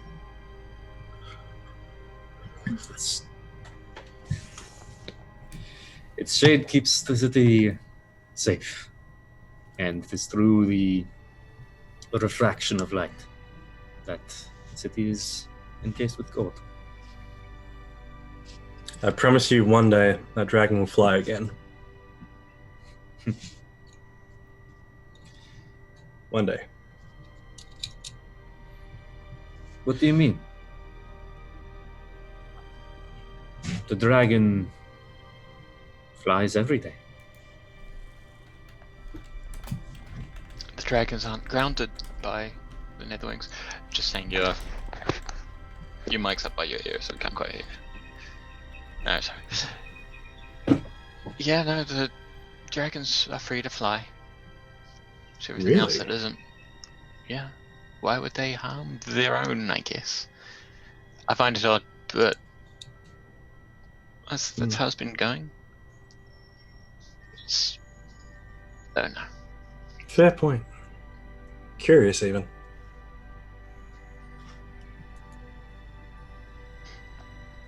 I mean, Like I they'll said- have a lot. to deal with if they decided to stop all the dragons from flying at all. Dragons wouldn't take it well. I mean, like Luna said, what will I know about that? You can learn a miracle.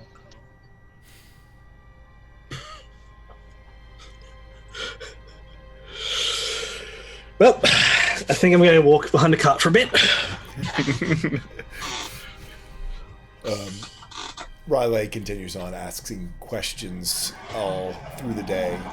Yeah. There are some people from the temple who are still sort of around you all. Iska is sort of off playing. There's a couple people from the inn that she knows who seem to be coming over.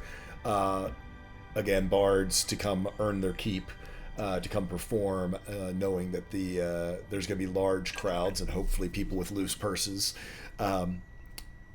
There at both legally and illegally. There's all sorts of types of folks who stay at the old school inn. Celia made friends with some of them and is roguing around, gathering information from all the different people that she can talk to.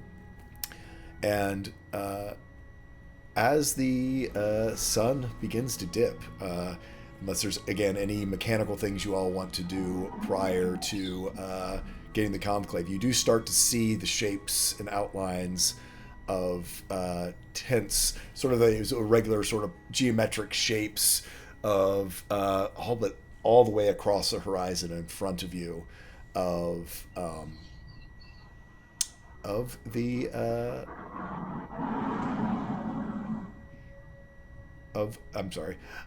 conclave there in front of you. If there's anything y'all want to do before getting there,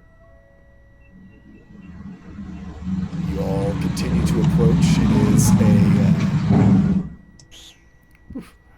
can you mute your mic? Thanks. As trucks go by, you all get closer, and as it turns to twilight overhead. Whoops, wrong thing. Where is it? As it turns to nighttime overhead, you begin to make out the banners and the excitement of the conclave unfolding in front of you. You hear all those sights and sounds of, it's like Mims but times 100. Banners flapping in the breeze, just excitement of the crowds all around you, and in general, just this amazing energy of people coming to, for them, what's the party of 7 years in the making.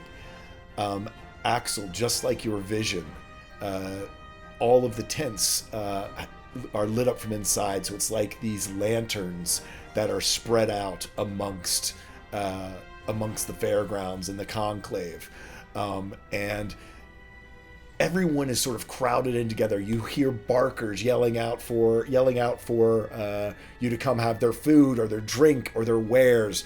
There are small carts. You see noblins mixed in, selling various different things. You see huge compounds of tents put together, all of the same color, where obviously it is a contingent from some part of the continent who has arrived here and has set up here in the conclave, and who are making this sort of their own territory.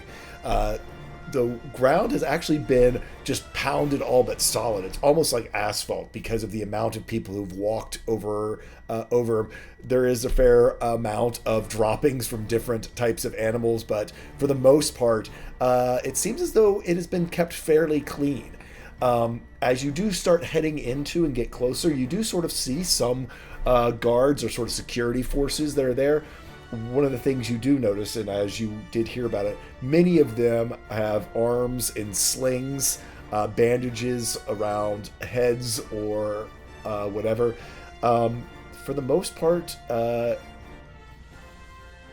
you're not sure how effective any of these guards may be here in this, as most everyone from the earlier rounds that Adolo spoke of did not come out of it unscathed. For the most part, for as large of a gathering, and Celia would point out, the amount of people that would attract people who would be there to cause trouble or up to no good, the security forces seem woefully inadequate at first glance, as though and have been reduced in number by a great deal. So what all do you all want to do as you first arrive?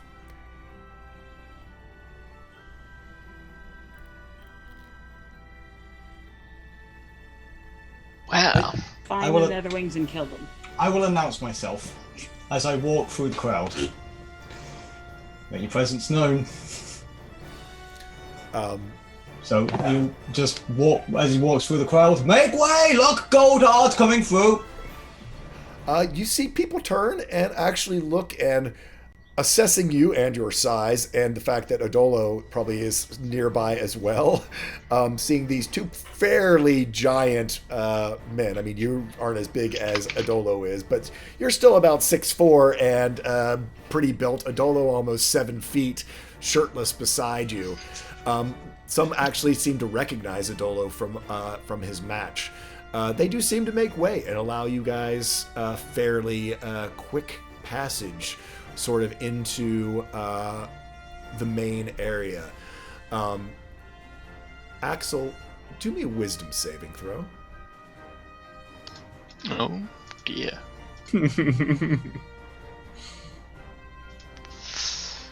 Oh, 16. Couple things I need to do. You are transported as you step into this place, this incredible feeling of deja vu.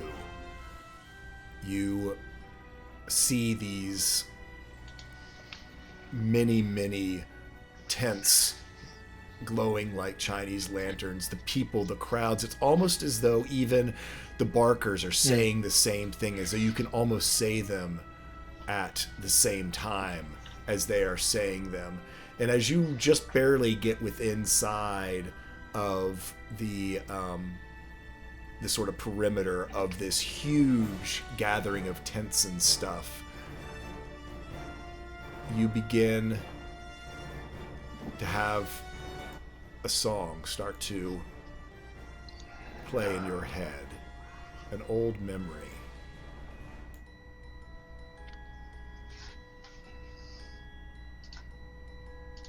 As your visions of the Death Rune of Moss Hollow and your vision that you had while you were in your deep divination, and you look around and you see someone in red robes run ahead of you and around a corner. What do you do? Feeders, guys. We need to stop the feeders now. Do you give chase? Ooh.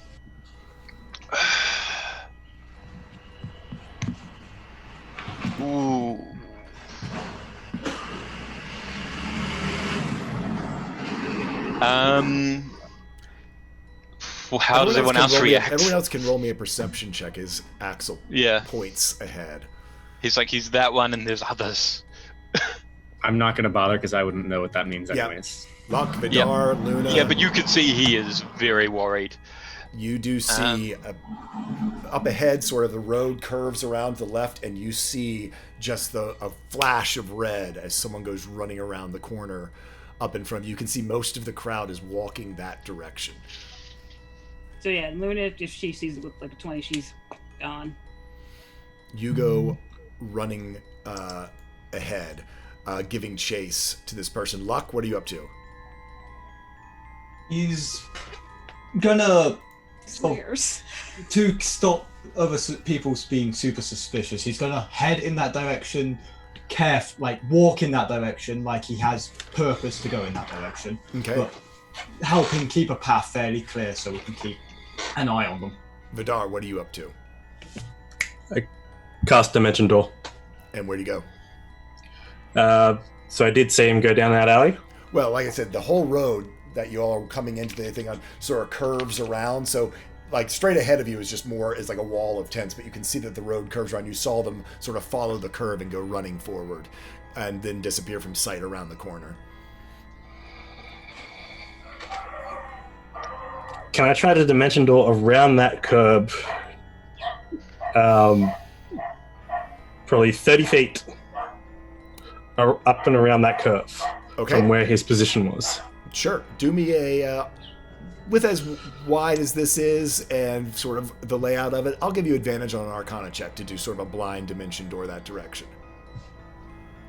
You might. Yep. On a 21, the spell takes you step through. Luna, Vidar, as you come around the corner, Vidar, you step out of the dimension door. Luna, with your speed as a monk, go running ahead, having gone run ahead. You find yourself in a sea of people wearing red robes. Hundreds of people. Luck, as you carefully make your way forward, you turn and look at one of the walls and see a huge poster. It says in huge bold letters, "Join the Arcana Mystica in celebrating the heroes of East. Get your red robes from any mages within the conclave." And you see people walking around with wands, with everything, as they wave wands and change everyone's clothes so that they are all wearing identical red robes as they start to file towards the stadium for the grand melee and celebration of the Heroes of East night. Mentally pass this information on as quickly as I can. All of you hear this, see the image of all these people, all in identical red robes, the same red robes that you saw slaughter Moss Hollow, filing through the streets and walking down towards the Grand Melee. And with that, we are going to end our episode of The Vice. Happy note. No! Happy note. I've It'll missed the be Vice. It's gonna be fine. I've missed this. Man, You can stop the creepy music at any time. We just need to murder all of them. It's fine. So let's go Actually, I around. could do that. Let's go around real quick and meet our players. We'll start up with Good Guy Pie.